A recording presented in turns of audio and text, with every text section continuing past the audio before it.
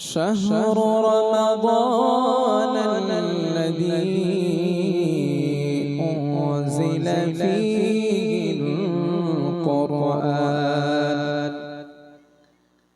هدى للناس وبينات من الهدى والفرقان فمن شهد منكم الشهر فليصم ومن كان مريضا أو على سفر فعدة من أيام أخر.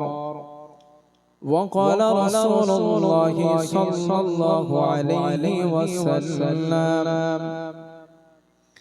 بعثت أنا والساعة كهاتين وزم السبابة والبسطى. وقال رسول الله صلى الله عليه وسلم الصلوات الخمس والجمعة إلى الجمعة ورمضان إلى رمضان مكفرات ما بينهن إذا اجتنب الكبائر أو كما قال عليه الصلاة والسلام. وقال تعالى في شان حبيبه إن الله وملائكته يصلون على النبي يا أيها الذين آمنوا صلوا عليه وسلموا تسليما. اللهم صل على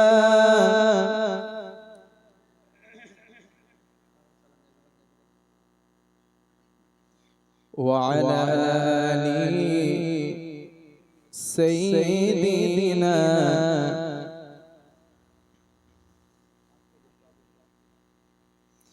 সকলের রাসূলের প্রতি মহব্বত এবং ভালোবাসা নিয়ে বলিষ্ঠ কণ্ঠে আওয়াজে আরেকবার সবাই মিলে পড়েন আল্লাহুম্মা সাল্লি আলা সাইয়্যিদিনা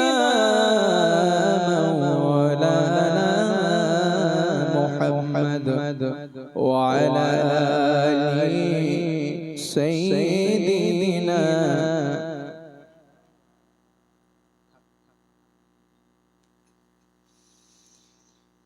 একদিন তোমারি নাম মসজিদে হবে এলান একদিন তোমারি নাম মসজিদে হবে এলান তৈরি থেকো তৈরি রেখো কবরের সামান একদিন তোমারি নাম মসজিদে হবে এলান একদিন তোমারি নাম মসজিদে হবে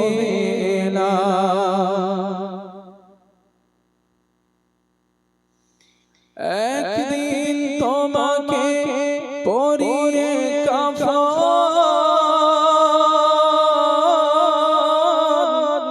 কাঁদবে স্বজন কাঁদবে ভুবন হঠাৎ চলে যাবে আদরের ধন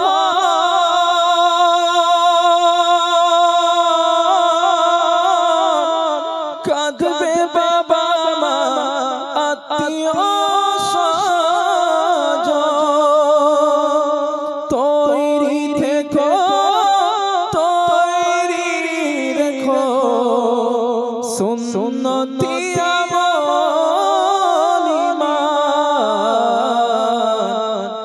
একদিন তোমারি নাম মসজিদে হবে এলান, একদিন তোমারি নাম মসজিদে হবে এলান। আলহামদুলিল্লাহ, আজ জলসার সম্মানিত নির্ধারিত শিক্ষিত সুবর্ণ সভাপতি সাহেব, পাশে বসে থাকা আপনাদের মসজিদের সম্মানিত ইমাম সাহেব হুজুর, এছাড়াও সামনে বসে থাকা এই গ্রামের আল্লাহ ওয়ালা দিনদার পরহেজগার শিক্ষিত আব্বাজান ও ভাইরা, পার্শ্বস্থ গ্রাম থেকে আগত আপনাদের গ্রামে জলসাকে উদ্দেশ্য করে সম্মানিত অতিথি সকল, এছাড়াও পর্দার আড়াল থেকে বসে আমার কণ্ঠ শ্রবণকারিনী সম্মানিতা মা এবং বোনেরা, স্নেহভাজন ছোট ছোট বাচ্চারা, আলহামদুলিল্লাহ, আমরা ঈশার নামাজ সমাপ্ত করে কিছু কথা শোনার জন্য, কোরআন এবং হাদিসের আলোচনা শোনার জন্য আমরা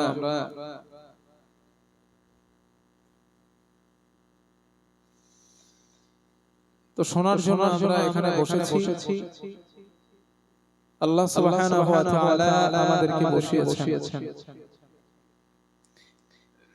আমার মুনিব, আমার মালিক, আমার রব যদি চান কোরআন সুন্নাহকে সামনে রেখে কিছু কথা আলোচনা করার নিয়ত করছি। ওমা তাওফীকি ইল্লা বিল্লাহ, রব্বি শরহ লি সাদরি ওয়া ইয়াসসির লি আমরি ওয়াহলুল উকদাতাম মিন লিসানি ইয়াফকাহু কওলি, রব্বি জিদনি ইলমা, রব্বি ইয়াসসির ওয়া লা তুআসসির ওয়া তামিম বিল খাইর। আমরা আলোচনা শুরু করার আগে আল্লাহ তাআলার প্রতি একটু কালিমাতুশ শুকর আদায় করে নেই। উচ্চ আওয়াজে সবাই মিলে অন্তরস্থল থেকে বলেন আলহামদুলিল্লাহ। আর একটা বার বলেন আলহামদুলিল্লাহ। রাসূলের প্রতি একটু দরুদ পড়ি, সাল্লাল্লাহু আলাইহি ওয়াসাল্লাম, সাল্লাল্লাহু আলাইহি ওয়াসাল্লাম। সম্মানিত আব্বাজান ও ভাইরা, কয়েকটা দিন হয়ে গেছে আমাদের কাছ থেকে রমাদানুল মুবারক বিদায় নিয়েছে। আশা করছি আমরা এখানে যারা যত মানুষ বসা সবাই ইনশাআল্লাহ রমজানের রোজা রেখেছিলাম, তাই তো নাকি? ইনশাআল্লাহ এক মাসও রাখছিলাম তো নাকি? না, মাঝে মাঝে ছেড়ে দিয়েছি। মাশাআল্লাহ। তো এই যে একটা মাস রমজানের রোজা রেখেছেন, আমার আলোচনা শুরু করার আগে রমজান নিয়ে কিছু কথা বলছি। যেহেতু আপনারা একটা মাস রমজানের রোজা রেখেছেন, এর বেনিফিট কি পাবেন, কি আছে এই বিষয় নিয়ে কয়েকটা হাদিস আপনাদেরকে একটু শোনাই, যাতে করে আনন্দটা একটু বেশি হয়। যে রোজা রেখেছিলাম তো বেনিফিট বিনিময় কি এই বিষয়ে কিছু কথা। দুটো কথা আজ আমার কাছ থেকে শেখেন। রমজানের রোজা রাখলে আল্লাহ দেন পুরস্কার, আর যদি ওই রোজাকে ইচ্ছাকৃত ছেড়ে দেওয়া হয় আল্লাহর পক্ষ থেকে পেতে হবে তিরস্কার। নাম্বার 1, রোজা রাখলে রব দেবেন পুরস্কার। নাম্বার 2, রোজা না রাখলে রব দিবেন তিরস্কার। এই দুইটা জিনিসের উপরে একটা মানুষের জীবন এস্টাবলিশ হয়, বা একটা মানুষের জীবন সিদ্ধান্তে উপনীত হবে রবের সফলতা এবং রবের দেওয়া বিফলতা, রবের দেওয়া সফলতা এবং রবের কাছ থেকে দেওয়া বিফলতা। এখন আমরা যারা রোজা রেখেছিলাম, আমরা মুসলিম, আমাদের উপরে রোজা ফরজ। যেহেতু আল্লাহ তাআলা কোরআনে বলেছেন ফামান শাহিদা মিনকুমুশ শাহর, তোমাদের কেউ যদি রমজান মাস পায় ফালিয়াসুম, তারা যেন রোজা রাখে। এখানে তোমাদের বলতে কারা? ঈমানদারিনী নারী, ঈমানদার পুরুষ, মুসলিমা নারী, মুসলমান পুরুষ, বালেগা নারী, বালেগ পুরুষ। এদের মধ্যে কেউ যদি রমজান মাস পায় ফালিয়াসুম, সে যেন রোজা রাখে। এবং সুস্থ মস্তিষ্কের নারী পুরুষ, এদের মধ্যে কেউ যদি রমজান মাস পেয়ে যায় ফালিয়াসুম, রব বলেন তারা যেন রোজা রাখে। আমরা এখানে যত মানুষ অ্যাটেন্ড আছি, উপস্থিত আছি, বসে আছি, আমরা প্রত্যেকেই ঈমানদার, সুস্থ মস্তিষ্ক এবং বালেগ। তাহলে আমাদের উপরে রোজা ফরজ। তবে রব বলেন এখানে একটা সাবসিডি আছে কি ওমান কানা মারিদান, যদি রমজান মাসে হঠাৎ তুমি অসুস্থ হয়ে যাও অথবা নিয়ত করেছো কোথায় সফরে যাওয়ার, ফালিয়াসুম সরি আও আলা সাফারিন, অথবা সফরে গিয়েছো বা নিয়ত করেছো সফরে যাচ্ছো। এই অসুস্থতা এক নাম্বার কারণ, দুই নাম্বার সফরে যাওয়া, এই দুইটা কারণে তুমি তোমার রোজাটাকে সিয়ামটাকে ভঙ্গ করতে পারো। তবে ফাইদাতুম মিন আইয়ামিন উখর, আগামী মাসগুলো অথবা দিনগুলোতে ভেঙে দেওয়া রোজাগুলো তোমাকে রাখতে হবে। এটা রবের বিধান। এখন ভেঙে দেওয়া রোজা আল্লাহ তাআলা দুইটা কারণে রোজা ভাঙার অফার দিয়েছেন তথা রোজা ভাঙার অপশন দিয়েছেন। এই দুইটা কারণ ছাড়া যদি কোনো ব্যক্তি রোজা না রাখেন, তাই সেই ব্যক্তি উপরে কাফারা ফরজে আইন হয়ে যায়, ওয়াজিব হয়ে যাবে। এখন একটা রোজা ইচ্ছাকৃত ছেড়ে দেওয়ার কাফারা কি জানা আছে কারো? 60টা রোজা। আর একটা হাদিস শুনেন, এই হাদিস থেকে আমরা জানি যদি কেউ এই দুইটা কারণ ছাড়া রোজা ছেড়ে দেন তার জন্য কাফারা কি? রাসূল পাক সাল্লাল্লাহু আলাইহি ওয়াসাল্লাম মসজিদে নববীতে বসে আছেন। এক সাহাবা নবীজির কাছে আসলেন, আসার পরে বলেন ইয়া রাসূলুল্লাহ কদ হালাকতু, হুজুর আমি ধ্বংস, আমি শেষ। ওই সাহাবা জবাব দিলেন, নবীজিকে বললেন হুজুর আমি ধ্বংস, আমার লাইফ শেষ হয়ে গেছে। নবীজি বললেন কেন? ওই সাহাবা বললেন ওয়াকাতু আলা ইমরাআতি ফি রমাদান, রমজান মাসে আমি আমার বিবির সঙ্গে এমন একটা কাজ করেছি যেটা রোজা রেখে বিবির সাথে করা হারাম, রোজার বাইরে করা যায়, ওই কাজটা আমি আমার বিবির সঙ্গে করেছি। আশা করি আপনারা বুঝে ফেলেছেন। তো ওই সাহাবা বলেন হুজুর এই কাজটা আমি আমার বিবির সঙ্গে ইচ্ছাকৃতই করে ফেলেছি, সুতরাং কদ হালাকতু ইয়া রাসূলুল্লাহ, আমি ধ্বংস। আমার বন্ধুগণ, ওই সময় রাসূলুল্লাহ সাল্লাল্লাহু আলাইহি ওয়াসাল্লাম সাহাবাটাকে বললেন ও আমার সাহাবা, তুমি ধ্বংস হও নাই, তুমি শেষ হও নাই। ওই সাহাবা জিজ্ঞাসা করলেন কেন ইয়া রাসূলুল্লাহ, আমি তো ইচ্ছাকৃত আল্লাহর বিধান লঙ্ঘন করো না। আল্লাহর নবী বলেন তুমি কাফারা আদায় করে দাও, তোমার গুনাহ আল্লাহর কাছে maaf হয়ে যাবে। ওই সাহাবা বললেন কি কাফারা?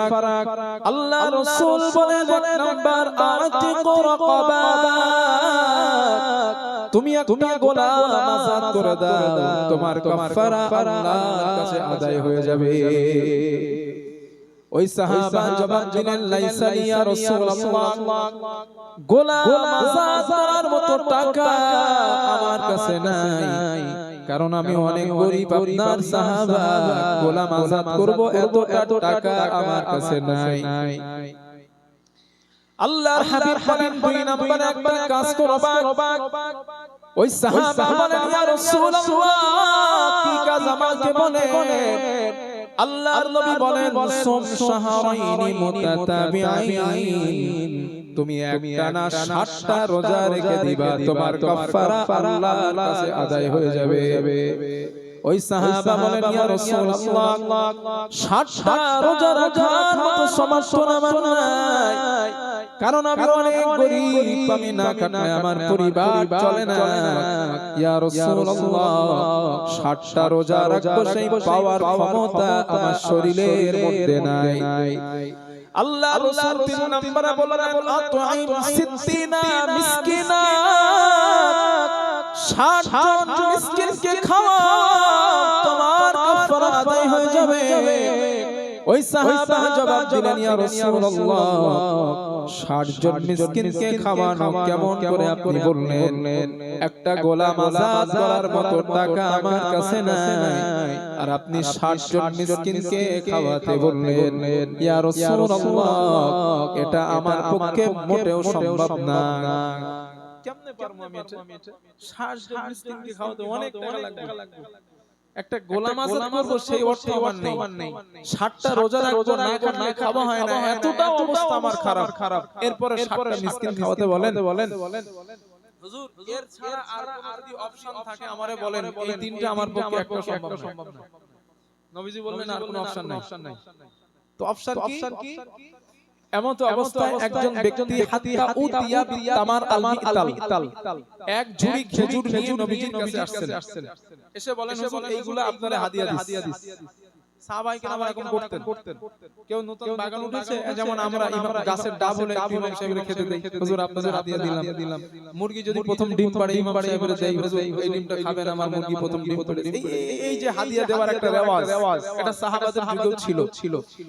তো এক সাহাবা এক ঝুড়ি খেজুর যখন হাদিয়া দিলেন, নবীজি খেজুরের ঝুড়িটা নিয়ে বললেন, আইনা সাইল, ওই লোকটা কই যে আমাকে প্রশ্ন করছিল? হুজুর আমি রোজা রাখতে পারবো না, আমি মিসকিন খাওয়াতে পারবো না, গোলাম আজাদ করতে পারবো না, ওই লোকটা কই? সাথে সাহাবারা হাত উঁচু করছেন, হুজুর আমি এই তো। নবীজি বললেন, শোনো, আসো, সাহাবাতে আসো।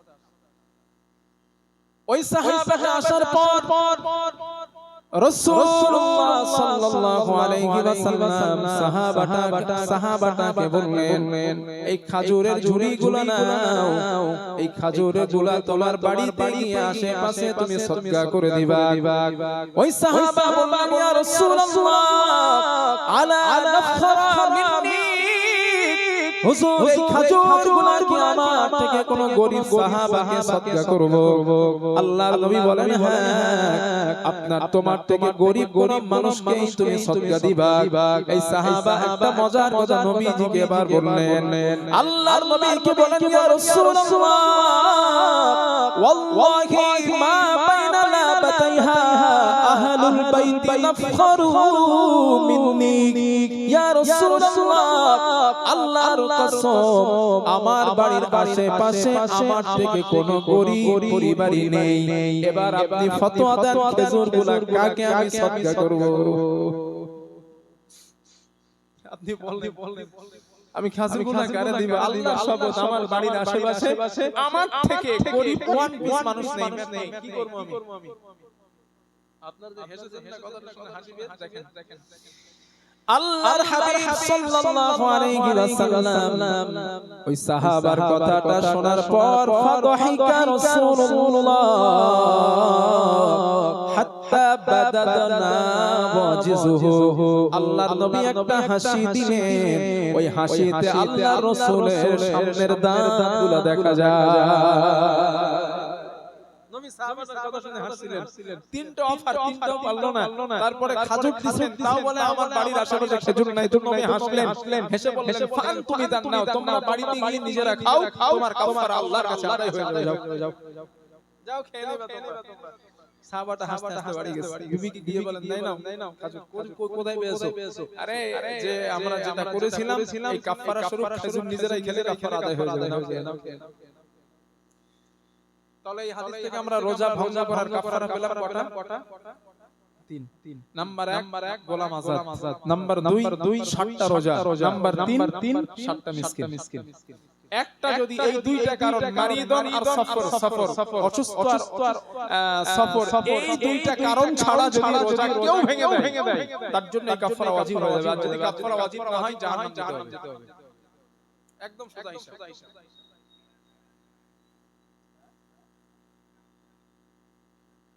সেটাই তো বলছি, শরীর সুস্থ আছেন, রোজা করলেন না তো কাফারা, আর কাফারা না দিলে শাস্তি হোক। তাহলে এটা গেল রোজা ভাঙা। এখন আপনারা যারা রোজা করেছিলেন এক মাস, আপনাদের পুরস্কার কি? হাদিস নাম্বার 1, কয়েকটা হাদিস বলি, সবগুলো বলবো না, নাহলে এক বছর তো মনে থাকবে না, ভুলে যাবেন। কিছুটা বলি।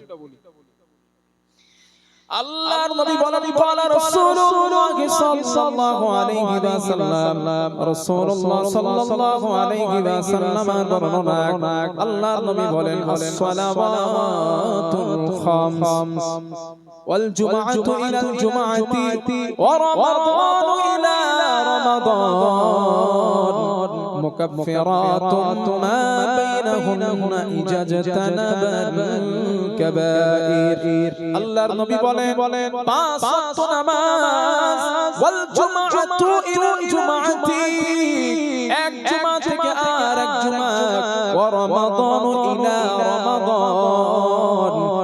রমজান থেকে আর এক রমজান। আল্লাহর নবী বলেন বান্দা যদি এইগুলার মাঝখানে নিজেকে কবিরা গুনাহ থেকে বাঁচাতে পারে মুকাফফিরাতু মা বাইনাহুন্না, আল্লাহর কাছে বাকি যত গুনাহ হয় সব গুনাহগুলো আল্লাহর কাছে কাফফারা হয়ে যায়। এশা পড়েছেন এখন মাগরিবে পড়েছিলেন তাই তো এই মাগরিব আর এশার মাঝখানে কবিরা গুনাহ ছাড়া যা গুনাহ সব কাফফারা। গত জুমায় নামাজ পড়েছিলেন, এই জুমায় পড়বেন যদি বেঁচে থাকেন। এর মাঝখানে যত কবিরা গুনাহ ছাড়া যা গুনাহ আছে সব কাফফারা। ওয়া রমাদানু ইলা রমাদান, গত রমজানে রোজা রেখেছিলেন, এই রমজানেও রেখেছেন, এর মাঝখানে কবিরা গুনাহ ছাড়া যত গুনাহ সব গুনাহ আল্লাহর কাছে বান্দার জন্য কাফফারা। এক নাম্বার উপকার ফজিলত নাম্বার 2 রোজা রাখা। আল্লাহর নবী বলেন ক্বালা রাসূলুল্লাহ সাল্লাল্লাহু আলাইহি ওয়াসাল্লাম, রাসূলুল্লাহ সাল্লাল্লাহু আলাইহি ওয়াসাল্লামের বর্ণনা, আল্লাহর নবী বলেন ফিল জান্নাতি সামানিয়াতা আবওয়াব মিন কুল্লি বাব সারসার রাইহান লা ইয়াদখুলুহু ইল্লা সাইমুন। আল্লাহর নবী বলেন ও আমার সাহাবাদের দল, আল্লাহ তাআলা জান্নাত বানায়াছেন 8টা। এই 8টা জান্নাতের 8টা দরওয়াজা, 8টা দরওয়াজা, 8টা নাম আছে। রাসূলুল্লাহ সাল্লাল্লাহু আলাইহি ওয়াসাল্লাম বলেন আমি নবী মিরাজে যাওয়ার পর আমি জান্নাত ভ্রমণ করতে গেলাম, আল্লাহ তাআলা আমাকে অনুমতি দিলেন নবী জান্নাত ভ্রমণ করে। আল্লাহ রাসূল বলেন আমি জান্নাত ভ্রমণ করার জন্য গেলাম, একটা দরওয়াজার কাছে যখন গেলাম নাম আমি দেখতে পেলাম বাবুস শুহাদা। আমি জিবরাইলকে জিজ্ঞাসা করলাম ইয়া আখি জিবরিল, ভাই জিবরিল এই বাবুস শুহাদা নামক দরওয়াজা দিয়ে কারা প্রবেশ করবে? হযরতে জিবরাইল বলেন ইয়া রাসূলুল্লাহ, দুনিয়াতে আল্লাহর জন্য যারা জীবন উৎসর্গ করেছে, আল্লাহর জন্য যারা শহীদ হয়েছে, আল্লাহর জন্য যারা জমিনে রক্ত দিয়েছে, আল্লাহর জন্য যারা জীবন উৎসর্গ করেছে, ইয়া রাসূলুল্লাহ ওই শুহাদা নামক ব্যক্তিরা বাবুস শুহাদা দিয়া আল্লাহর জান্নাতে প্রবেশ করবে। নবীজি বলেন আগায় গেলাম আর একটা জান্নাতের দরওয়াজার কাছে গেলাম, ওই দরওয়াজার উপরে লেখা বাবুস সাদাকা। আমি জিবরাইলকে জিজ্ঞাসা করলাম কারা প্রবেশ করবে? হযরতে জিবরাইল বলেন ইয়া রাসূলুল্লাহ, দুনিয়াতে আপনার আল্লাহর বান্দাদের মধ্যে যারা দান সাদকা আল্লাহর জন্য করেছে, আল্লাহর সন্তুষ্টির জন্য দান করেছে, সাদকা করেছে, ওই বাবুস সাদাকা নামক দরওয়াজিয়ে ওই দানশীল ব্যক্তিরা আল্লাহর জান্নাতে প্রবেশ করবে। দেখছেন দান করলে বেকার হবে না। হ্যাঁ, বাবুস শুহাদা সাদাকা নামক দরওয়াজা দিয়ে আল্লাহ তাআলা তাদেরকে প্রবেশ করবে দিবেন যারা দুনিয়াতে দান করতে সদকা করত আল্লাহর রাস্তায়। নাম্বার 3 নবীজি বলেন আমি আরেকটু আগায় গিয়ে দেখলাম আরেকটা দরওয়াজা আছে, ওটার নাম আছে বাবুস সালাত। এই যে নামাজ পড়ছেন, নামাজের দরওয়াজা। জিবরাইল এটা দিয়ে কারা যাবে? হুজুর এটা দিয়ে তারাই যাবে যারা আল্লাহর সন্তুষ্টির জন্য নামাজ পড়েছে, ওরা বাবুস সালাত নামক দরওয়াজা দিয়ে জান্নাতে যাবে। এখন তাই বলে নামাজ পড়লেই যে জান্নাত, বিষয়টা কিন্তু এমন না। কথা কি বুঝতেছেন? নামাজ পড়লেই জান্নাত, বিষয়টা এমনটা না। কারণ হাদিসে কোথাও নাই যে নামাজ পড়লে আল্লাহ জান্নাত দিবেন। কেন বলছি কথাটা? কারণ এই নামাজীদের মধ্যে দুইটা কোয়ালিটি আছে, একটা হলো মুনাফিক নামাজি আর একটা হলো ঈমানদার সফল কামী নামাজি। দলিল কোরআন। এটা একটুখানি বুঝে নেন বিশেষ করে।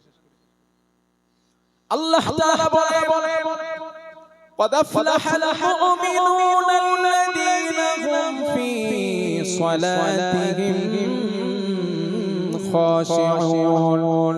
আল্লাহ তাআলা বলেন গোলাম ওই ওই সব মুমিনগুলো সফল, ওই সব ইমানদারগুলো সফল যারা নামাজ পড়েছে খুশুর সঙ্গে নামাজ আদায় করেছে, আল্লাহ সন্তুষ্টির জন্য নামাজ পড়ল বিনম্রতা দেখায় খুশুর সঙ্গে যারা নামাজ আদায় করেছে, আল্লাহ তাআলা বলেন ওই নামাজিগুলো আমি আল্লাহর কাছে সফল।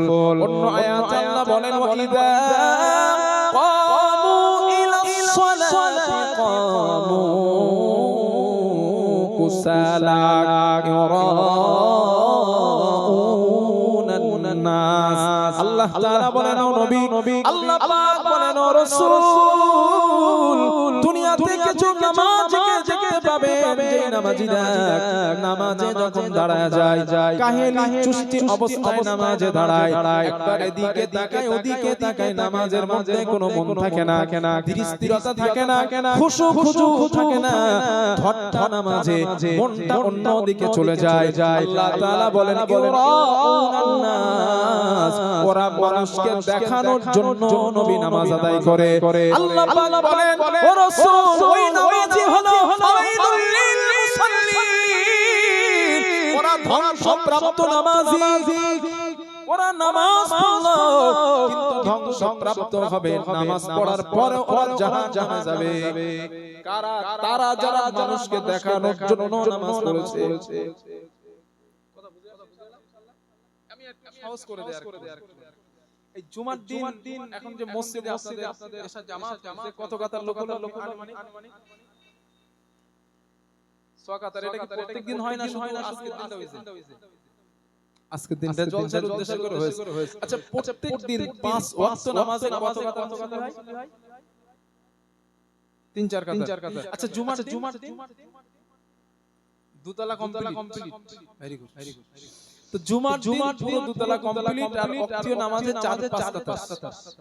আচ্ছা, জুমার দিনে মানুষগুলোর উপরে নামাজ ফরজ আর বাকিগুলা? আচ্ছা, এক্সাম্পল স্বরূপ দুই বন্ধু নামাজ পড়েন, দুই বন্ধু নামাজ পড়েন শুধু জুমার নামাজ, তারা আবার গ্রামের এক্সাম্পল বলছি, একটু বিচার আচার করে, পয়সা করে আসে, মাশাআল্লাহ ভালো।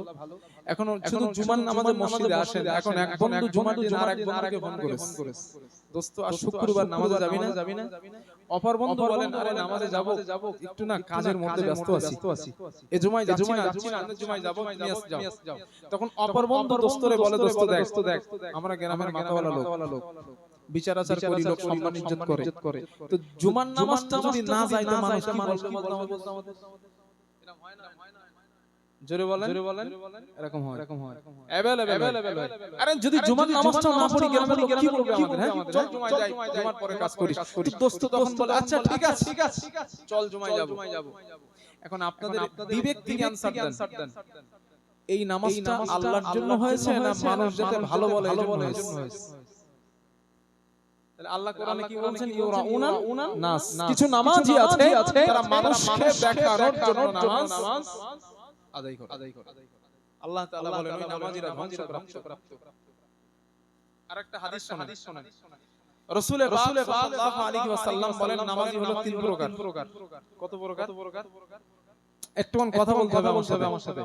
কত প্রকার? 3। রাসূল বলেন একজন নামাজি বিনা হিসাবে কিয়ামতের দিন জান্নাতে যাবে। আরেক প্রকার নামাজি তাদের হিসাবটাকে সহজ করা হবে। 3 নাম্বার নামাজি তাদের হিসাবটাকে কঠিন করা হবে। 1 নাম্বার নামাজি বিনা হিসাবে জান্নাতে যাবে। 2 নাম্বার নামাজি হিসাবটা সহজ করা হবে। 3 নাম্বার নামাজি তারা তাদের হিসাবটাকে আল্লাহ কঠিন করবেন। এখন 1 নাম্বার নামাজি যাদের হিসাবই নেওয়া হবে না জান্নাতে যাবে তারা কারা? হাদিসে এসেছে ওই নামাজ হলো নবীদের নামাজ, সাহাবাদের নামাজ। কিরকম? হযরত আলী রাদিয়াল্লাহু আনহুর পায়ে খায়বার যুদ্ধে एग्जांपल দিচ্ছি, নবীর নামাজ কেমন এটা एग्जांपल। খায়বার যুদ্ধের সময় আলী রাদিয়াল্লাহু আনহুর পায়ে গোড়ালিতে তীর ফুটেছে। তীরটা এত পরিমাণে ক্ষত হয়ে গেছে, আলী রাদিয়াল্লাহু আনহু ওই তীরটাকে টেনে বার করতে দিচ্ছেন না, প্রচন্ড কষ্ট পাচ্ছেন। নবীজি বললেন একটু দাঁড়ায় যাও। হযরত আলী যখন নামাজে দাঁড়াবে তখন তোমরা তীরটাকে টেনে বার করবা, এখন দাঁড়াও। হযরত আলী রাদিয়াল্লাহু তাআলা নামাজে দাঁড়ালেন। যখন তিনি নামাজে দাঁড়ালেন হযরত ওমরকে নবীজি বললেন, ওমর এবার তীরটাকে বার করো। নামাজরত অবস্থায় হযরত ওমর রাদিয়াল্লাহু আনহু আলী রাদিয়াল্লাহু আনহুর পা থেকে তীরটা টেনে বার করলেন। হযরত আলী কিছু বুঝলেন না। নামাজ শেষ হয়ে যাবার পর হযরত আলী দেখেন ওনার পায়ে তীর নেই। নবীজি জিজ্ঞেস করলেন তীর? নবীজি বলেন, তুমি যখন নামাজ পড়ছিলা ওমর তীরটাকে বার করে নিস। একবার চিন্তা করেন, যেই মানুষটা তীর বার করতে দিচ্ছিলেন না ব্যথার কারণে নামাজে দাঁড়ালেন, তীর বার হয়ে গেছে। হযরত আলী নিজে বুঝতে পারেন না। এটাই নামাজ। আর আমাদের একটু গায়ে মাসি বললে মাথা খারাপ। এটা হলো নবীদের নামাজ, সাহাবাদের নামাজ। ওই নামাজই যাবে জান্নাতে যাবে।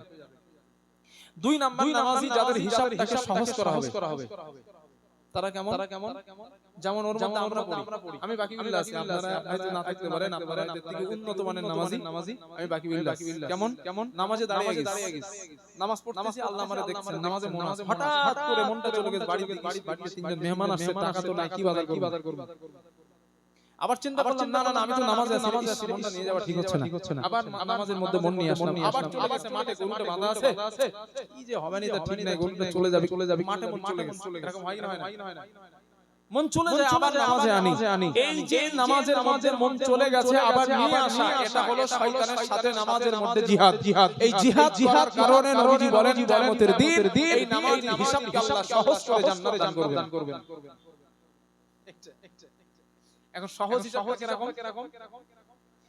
আমার বন্ধুগণ, রাসূলুল্লাহ সাল্লাল্লাহু আলাইহি ওয়াসাল্লাম সাহাবাদেরকে বললেন, ও আমার সাহাবারা, কিয়ামতের দিন আল্লাহ তাআলা কোন বান্দাকে যদি হিসাবের জন্য পাকড়াও করেন, ও গোলাম দুনিয়াতে যা করেছো সবগুলোর ব্যাপারে আমার কাছে তুমি হিসাব দাও। আল্লাহর নবী বলেন, আল্লাহ তাআলা যদি কোন বান্দাকে হিসাব নেওয়ার জন্য পাকড়াও করেন, ওই বান্দার জাহান্নাম ছাড়া কোনো রাস্তা নাই। তাই নবী আল্লাহকে বলতেন, আল্লাহুম্মা হাসিবনি হিসাবান ইয়াসিরা, আমার হিসাবটাকে তুমি সহজ করে দিও। আল্লাহ আমার হিসাবটাকে সহজ করবা। সাহাবারা জিজ্ঞেস করেন, ইয়া রাসূলুল্লাহ সহজ হিসাবটা কাকে বলা হয়? সাহাবারা বলেন, নবীজি বলেন, শোনো, কিয়ামতের দিন আল্লাহ পাক যদি কোন বান্দাকে maaf করে দিতে চান, কোন বান্দাকে যদি ক্ষমা করে দিতে চান, ওই বান্দাকে আল্লাহ পর্দার আড়ালে নিয়ে যাবেন, নিয়ে বান্দাকে বলবেন, ও গোলাম আলিমতা কাযা ওয়া কাযা ওয়া মা আলিমতা কাযা ওয়া কাযা। দুনিয়ার জমিনে ওই জায়গায় ওই দিন অমুক সময় ওই পাপ তুমি করেছো, ওই গুনাহ বান্দা তুমি করেছো। আল্লাহর নবী বলেন, আল্লাহ তাআলা গুনার নাম ধরে বান্দার সামনে বলবেন, পর্দার আড়ালে আল্লাহ আর ওই বান্দা ছাড়া কেউ নাই। আল্লাহর নবী বলেন, আল্লাহ পাক বান্দাকে জিজ্ঞেস করবেন, গুনার নাম ধরে বান্দার কলিজা গলার কাছে চলে আসবে ভয়ের কারণে। নবীজি বলেন, বান্দা সিজদায় পড়ে যাবেন, আল্লাহ আমি দুনিয়াতে করে ফেলেছি, আপনি আমারে maaf করে দেন। আল্লাহর নবী বলেন, আল্লাহর গোলাম আমি তো তোমাকে maaf করার জন্য এখানে ডেকেছি। ও বান্দা আমি তোরে maaf করে দিলাম, যা আমার দয়ার জান্নাতে চলে যা। জোরে জোরে বলেন সুবহানাল্লাহ। আল্লাহর নবী বলেন, কিয়ামতের দিন রব্বুল আলামিন বান্দাকে যদি maaf করতে চান, পর্দার আড়ালে নিয়ে তাকে maaf করে দিবেন। নবী বলেন, এটার নাম হলো সহজ হিসাব। চিন্তা করছেন? এইটা হলো সহজ হিসাব। আর এই নামাজি যারা তাদের আল্লাহ সহজ হিসাব নেবে। তিন নাম্বার নামাজি নামাজে মন নাই, টোটালি শুধু নামাজে ধড় আছে, বাকিগুলো সব বাইরে ঘুরতেছে, পৃথিবী ঘুরতেছে। এইখানে ওইখানে গলা খাগলা এই করে কোনো খুশু নাই নামাজে। এই নামাজের হিসাবটা সহজ হবে কেমন? নবীজি বলেন, ও জাহান্নামে যাবে। কারণ ওর নামাজ হয় নাই। এক মিনিটের জন্য যদি নামাজে আপনার মন না আসে, ওই নামাজ হবে না। মাসলা কিতাবে লেখা আছে।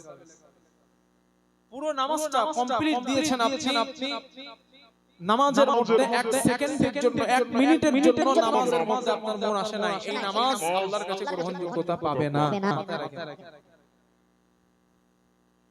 তাহলে নবীজি কি বললেন? আমি আপনাদের পড়ায় কি বলেছিলাম? বাবুস সালাত, জান্নাতের একটা দরওয়াজা, ওই দরওয়াজা দিয়ে নামাজিরা যাবে। কোন নামাজি? তারাই যারা নামাজ পড়েছে আল্লাহর জন্য, নামাজ পড়েছে খুশু সঙ্গে, নামাজ পড়েছে রবের সন্তুষ্টির জন্য, নামাজ পড়েছে ধীরস্থিরতার সঙ্গে, যারা নামাজ পড়ছে ওই নামাজিরাই বাবুস সালাত দরওয়াজা দিয়ে জান্নাতে যাবে।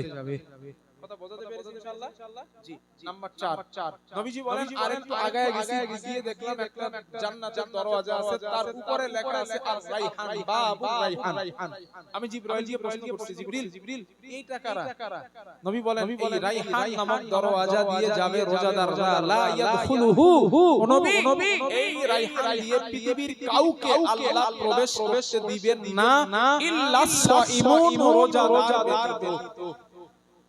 রোজাদার ছাড়া ওই বাবুর রাইহান দিয়ে আল্লাহ কাউকে প্রবেশ করতে দিবেন না। তাহলে আমরা যারা রোজা রেখেছিলাম ইনশাআল্লাহ বাবুর রাইহান দিয়ে প্রবেশ করব। আল্লাহ তৌফিক দেন, বলেন আমিন। হাদিস নাম্বার 4, এই যে রমজান চলে গিয়েছে, রমজান চলে যাওয়ার কারণে আমাদের মনের মধ্যে একটু কষ্ট আছে, তাই না? আনন্দ হচ্ছে রমজান চলে গেছে, খাওয়া দাওয়া তো ঠিকমতো পাচ্ছি 3 বেলা, এরকম হচ্ছে নাকি? রমজান মাস আসলে যদি আপনি আনন্দিত হন, আপনার মধ্যে খুশি অনুভব হয়, অনুভূতি সৃষ্টি হয়, আপনি ইমানদার। আর রমজান মাস আসলে যদি মনের মধ্যে ভালো লাগে না, খেতে পারবো না, কি হবে, কি করে খাবো, এই যে টেনশন যদি ফিল হয় আপনার, তাহলে আপনি কিন্তু মুনাফিক। দলিল হাদিস।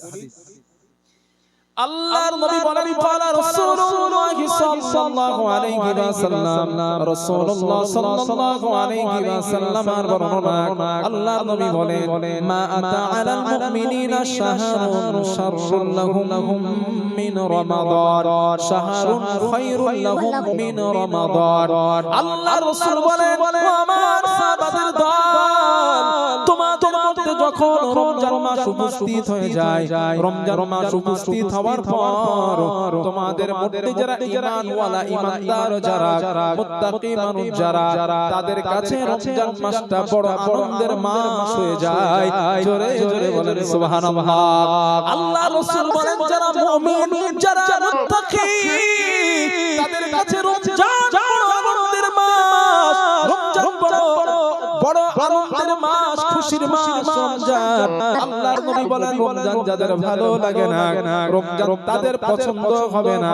ওয়ামা আতা আতাল মুনাফিকিনা শাহরুন শাররুন লাহুম মিন রমাদান। আল্লাহর রাসূল বলেন, রমজান তাদের ভালো লাগবে না, যারা নাকি মুনাফিক, যাদের ঈমানের মধ্যে নেফাকি রয়েছে, রমজান মাস আসলে তাদের কপাল পচানি শুরু হবে। এবার হিসাব আপনাদের কাছে দিলাম। আমি তো মনের খবর জানি না, আপনারা জানেন আপনাদের খবর। যদি রমজান পড়ার কারণে আপনার মনের মধ্যে আনন্দ অনুভূতি সৃষ্টি হয়, ঈমানদার। আর যদি রমজান পড়ার কারণে আপনার মনের মধ্যে অনুভূতি আনন্দ সৃষ্টি না হয়, কষ্ট ব্যথা সৃষ্টি হয়, মনে করবেন আপনার নেফাকি আছে, আপনি মুনাফিক। তাহলে ইনশাআল্লাহ রমজান চলে গেছে, আমরা মোটামুটি ব্যথিত আছি। আর এটা হওয়া উচিত, কারণ রমজান মাসে একটা নেক কাজ করলে দেন আল্লাহ তাআলা 70টা, এক রাকাত নফল নামাজ পড়লে সওয়াব হয় 70 রাকাত। নবীজি রমজান মাসে বেশি দান করতেন। সাহাবারা বললেন, হুজুর আপনি রমজান মাসে এত দান করেন কেন? নবীজি বললেন, এই জন্য রমজান মাসে দান করি, কারণ রমজানের বাইরে 1 দিরহাম দান করব, পাবো 10 দিরহামের সওয়াব। আর রমজান মাসে 1 দিরহাম দান করব, আল্লাহ দিবেন 70 দিরহামের সওয়াব। আমি কেন লস খেতে যাব? এইজন্য মুহাম্মদ সাল্লাল্লাহু আলাইহি ওয়াসাল্লাম রমজান মাসে বেশি দান করতেন, বেশি ইবাদত করতেন। আর রমজান মাসটা ইবাদতেরই মাস। স্পেশাল যে মাসটা আল্লাহ দিয়েছেন রমজান, এটা ইবাদত করার জন্য বান্দাদেরকে দিয়েছেন। এইজন্য আমরা এই মাসটা নষ্ট না করব, আগামী দিন যদি হায়াতে বেঁচে থাকি ইনশাআল্লাহ। আরেকটা হাদিস শুনুন। আল্লাহর নবী বলেন বলা রাসূলুল্লাহ সাল্লাল্লাহু আলাইহি ওয়াসাল্লাম রাসূলুল্লাহ সাল্লাল্লাহু আলাইহি ওয়াসাল্লামের বর্ণনা আল্লাহর নবী বলেন আস-সাওমু জুন্নাহ রোজা হলো ঢাল সাহাবারা বলেন কেমন ঢাল আল্লাহর নবী বলেন ও আমার সাহাবারা দুনিয়ার জমিনে যেই বান্দাটা রোজা রেখেছে কিয়ামতের দিন ওই রোজা বান্দাকে আল্লাহর জাহান্নাম থেকে রক্ষা করবে এরপরে নবীজি বলেন আল্লাহ রাসূল বলেন ও আমার সাহাবারা জিহাদের ময়দানে যেমন ঢাল শত্রুদের আক্রমণ থেকে রক্ষা করার জন্য ব্যবহার করা হয় কিয়ামতের দিন এই ঢাল রোজাদারকে আল্লাহ জাহান্নাম থেকে রক্ষা করবে এরপরে নবীজি বলেন ও সাহাবারা এই ঢাল নামীয় রোজাটা দুইটা কারণে ছিদ্র হয়ে যায় যেমন ছিদ্র হয়ে যাবে ঢাল জিহাদের মাঠে কোনো উপকার করে না ঠিক অনুরূপ ভাবে ছিদ্র হয়ে যাওয়া ঢাল রোজা কিয়ামতের দিন আল্লাহর কাছে কোনো উপকারে আসবে না সাহাবারা জিজ্ঞাসা করেন ইয়া রাসূলুল্লাহ কোন দুইটা কারণে রোজা ছিদ্র হয়ে যায় আল্লাহর নবী বলেন সাহাবারা এক নাম্বার কারণ বান্দা যদি রোজা রাখা অবস্থায় মিথ্যা কথা বলে এই মিথ্যা কথা বলার কারণে রোজার ঢালটা ছিদ্র হয়ে যায় দুই নাম্বার কারণ রোজা রাখা অবস্থায় বান্দা যদি অন্যের গীবত করে সমালোচনা করে এই সমালোচনা করার কারণে বান্দার রোজাটা ছিদ্র হয়ে যায় এই ছিদ্র হওয়ার কারণে ওই রোজা বান্দাকে আল্লাহর জাহান্নাম থেকে রক্ষা করতে পারবে না নাম্বার 1 মিথ্যা নাম্বার 2 গীবত এই গীবত করার কারণেই মানুষ জাহান্নামে যাবে এটাও কোরআনে আছে গীবত করার কারণে যেমন রোজা ছিদ্র হয় রোজা জাহান্নাম থেকে বাঁচাবে না অনুরূপ ভাবে গীবত করার কারণে মানুষ জাহান্নামে যাবে এই যে আপনারা মাশাআল্লাহ চায়ের দোকানে বসেন রমজান মাসে তো ভালো ছিলেন খাওয়া দাওয়া ছিল না তো এখন তো মাশাআল্লাহ শুরু করে দিয়েছেন এই যে চায়ের দোকানে বসেন এই চায়ের দোকানগুলো জাহান্নামে যাওয়ার বিরাট একটা মাধ্যম যদি বলেন বাকিউল্লাহ চায়ের দোকানদার দেখলে তো তোমার পিটন দিবে হ্যাঁ দেবে কারণ তার বিজনেসের ক্ষতি আমি চায়ের দোকানে যেতে মানা করছি না আপনারা যান কিন্তু ওই চায়ের দোকানে বসে কার বাড়ির কি সমস্যা কার স্ত্রীর কি প্রবলেম চলে গেছে কার কি ক্ষতি করা যায় এই যে হাবিজাবি সমালোচনা গীবত পরনিন্দা আর পরচর্চা করছেন এইগুলা করার কারণে আপনি জাহান্নামে যাচ্ছেন এই ব্যাপারে আপনার মধ্যে কোনো ভুরুক্ষেপ বা কোনো সচেতনতা অবলম্বন নাই ঠিক বলছি না বলছি এই গীবত হয় না চায়ের দোকানে যত গীবত আর গিল্লার কারখানা হলো চায়ের দোকান এই মুসলমান ডেভেলপ থেকে পিছিয়ে কেন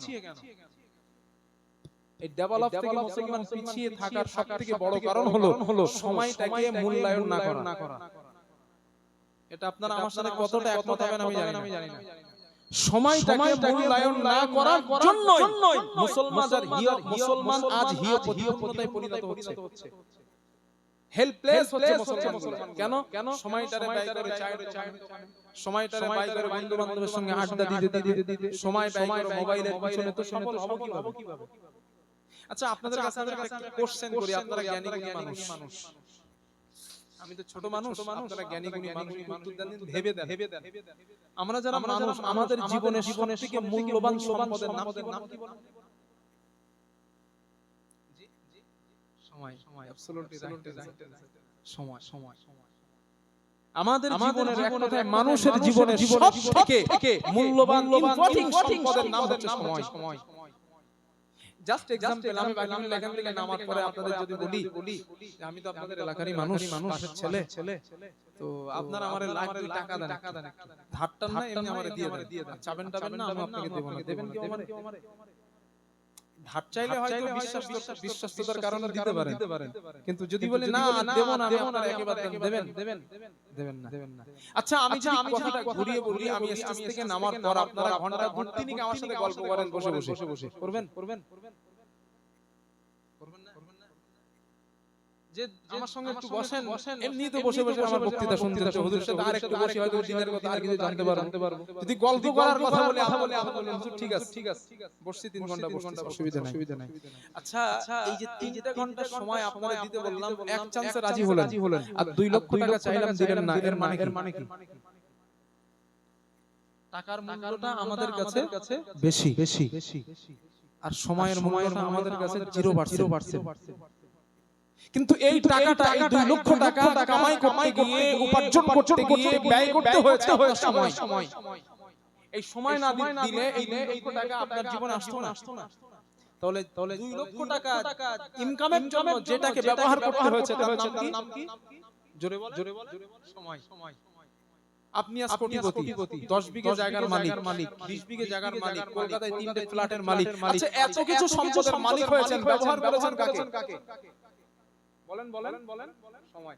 ওই সময়টা চায়ের দোকানে বসে হাবিজাবি জায়গায় বসে অন্যের পিছনে সমালোচনা করে, অন্যকে নিয়ে সমালোচনা করে মানুষ নষ্ট করে, এর থেকে ফার্স্ট ক্লাস ইডিয়েট আর বলেন আমার।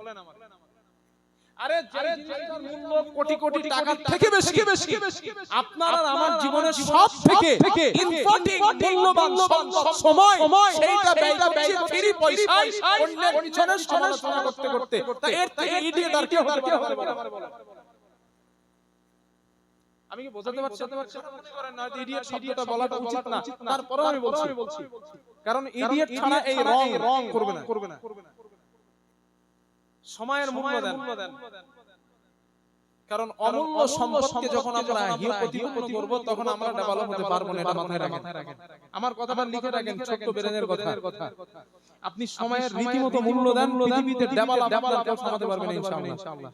আপনি মূল্য দেন, আমার কথা লিখে রাখেন। সময়ের মূল্য, সময় আপনার জীবনে আল্লাহ এস্টাবলিশ করেছেন, নির্দিষ্ট করেছেন। সেই সময়টাকে রীতিমতো নির্দিষ্ট কাজে, আত্মসমালোচনার কাজে ব্যয় করুন। পৃথিবীতে ডেভেলপ কারো ক্ষমতা নাই আপনার দিক থেকে কেটে নেওয়া। লিখে রাখেন, কাটতে পারবেন না। কারণ আপনি সময়কে প্রাধান্য দিয়েছেন, সময়কে মূল্যায়ন করেছেন, অন্যের পিছনে না তাকায় আত্মসমালোচনা করেছেন। এই আত্মসমালোচনা করার কারণে আপনি ডেভেলপ হবেন। একটা বাচ্চা পশ্চিম বাংলা মাধ্যমিক পরীক্ষায় ফার্স্ট হয়, আপনার বাচ্চা মাধ্যমিক দিয়েছে ফেল করেছে, আপনি অনুশোচনা করেন, আফসোস করেন যে আরে অমুক বাড়ির পাশের বাচ্চাটা মাধ্যমিক পরীক্ষায় ফার্স্ট হয়েছে আর আমার বাচ্চাটা ফেল করেছে। আপনি এই যে বাচ্চাটা ফার্স্ট হয়েছে তার কাছে যান, গিয়ে তাকে জিজ্ঞাসা করেন, বাবা তুমি 24 ঘন্টার মধ্যে কতটা সময় বইয়ের পিছনে ব্যয় করেছো? আর আপনার বাচ্চা যে ফেল করেছে তাকে জিজ্ঞাসা করেন যে তুমি কত সময় ব্যয় করেছো? যেই ছেলেটা ফার্স্ট হয়েছে পশ্চিম বাংলায় সে জবাব দিবে, তার অ্যানসার এমনটা আসবে, আমি 24 ঘন্টার মধ্যে 20 ঘন্টা অথবা 18 ঘন্টা বইয়ের পিছনেই ব্যয় করেছি। আর যেই ছেলে বা মেয়েটা ফেল করেছে তার জিজ্ঞাসা করেন, বলবে 18 ঘন্টা ফোনের পিছনে ব্যয় করেছি। আপনি জানেন খবর না? তো সে ফার্স্ট হয়েছে কেন? সময়টাকে সঠিকভাবে মূল্যায়ন করেছে তাই। তো অন্যের সফলতা দেখে আমরা লাফাই, আরে এই সফলতা যদি আমার হতো। আমাদের কর্ম খারাপ, আমরা সময়টাকে মূল্যায়ন করিনি, আমরা সময়টাকে রীতিমতো দাম দেইনি। এজন্য কথা বুঝে আপনারা আল্লামা ইবনে কাইয়্যিম রাহিমাহুল্লাহর নাম শুনেছেন? শোনেন নাই। জবরদস্ত একজন আলেম ছিলেন আল্লামা ইবনে কাইয়্যিম রাহিমাহুল্লাহ। তিনি একটা কল বলেছেন এই সময়কে নিয়ে, মানসিক জীবন নিয়ে, মা মাদা ফিদ দুনিয়া হালামুন ওয়া মা বাকিয়া মিনহা আমানি ওয়াল ওয়াক্তু বাইনাহুমা দাঈউন। ইবনে কাইয়্যিম রাহিমাহুল্লাহ বলেন, মা মাদা ফিদ দুনিয়া হালামুন, আমার জীবন থেকে যেই সময়টা চলে গেছে এটা একটা স্বপ্ন। ওমা বাকিয়া মিনহা আমানি, আগামীতে যেই সময়টা আছে আমার জীবনের এটা আমার জন্য একটা আকাঙ্ক্ষা। ওয়াল ওয়াক্তু বাইনাহুমা দাঈউন, এই দুইয়ের মাঝখান দিয়ে সময়গুলো সব চলে যাচ্ছে। কত বড় কথা, যেটা চলে গেছে এটা একটা স্বপ্ন হয়ে রয়েছে আমার জীবনে, আর যেটা আসবে এটা আকাঙ্ক্ষা আমার কাছে। এর মাঝখান দিয়ে সময় সব চলে যাচ্ছে। আমার বন্ধুগণ, আল্লাহ তাআলার একজন মাহবুব বান্দা ইমাম মালিক ইমাম আল্লামা রুমি রাহমাতুল্লাহ আলাইহি আল্লামা রুমি রাহমাতুল্লাহ আলাইহি বাজারে গেলেন। বাজারে যাওয়ার পর বাজার থেকে একটা আওয়াজ তিনি শুনতে পেলেন। ওই আওয়াজের মধ্যে ভেসে আসে, রহম করো তার উপরে যার পুঁজি গলে যায়, দয়া করো তার উপরে যার পুঁজি গলে যায়। আল্লামা রুমি রাহমাতুল্লাহ আলাইহি চিন্তা করলেন এই আওয়াজটা কে করে।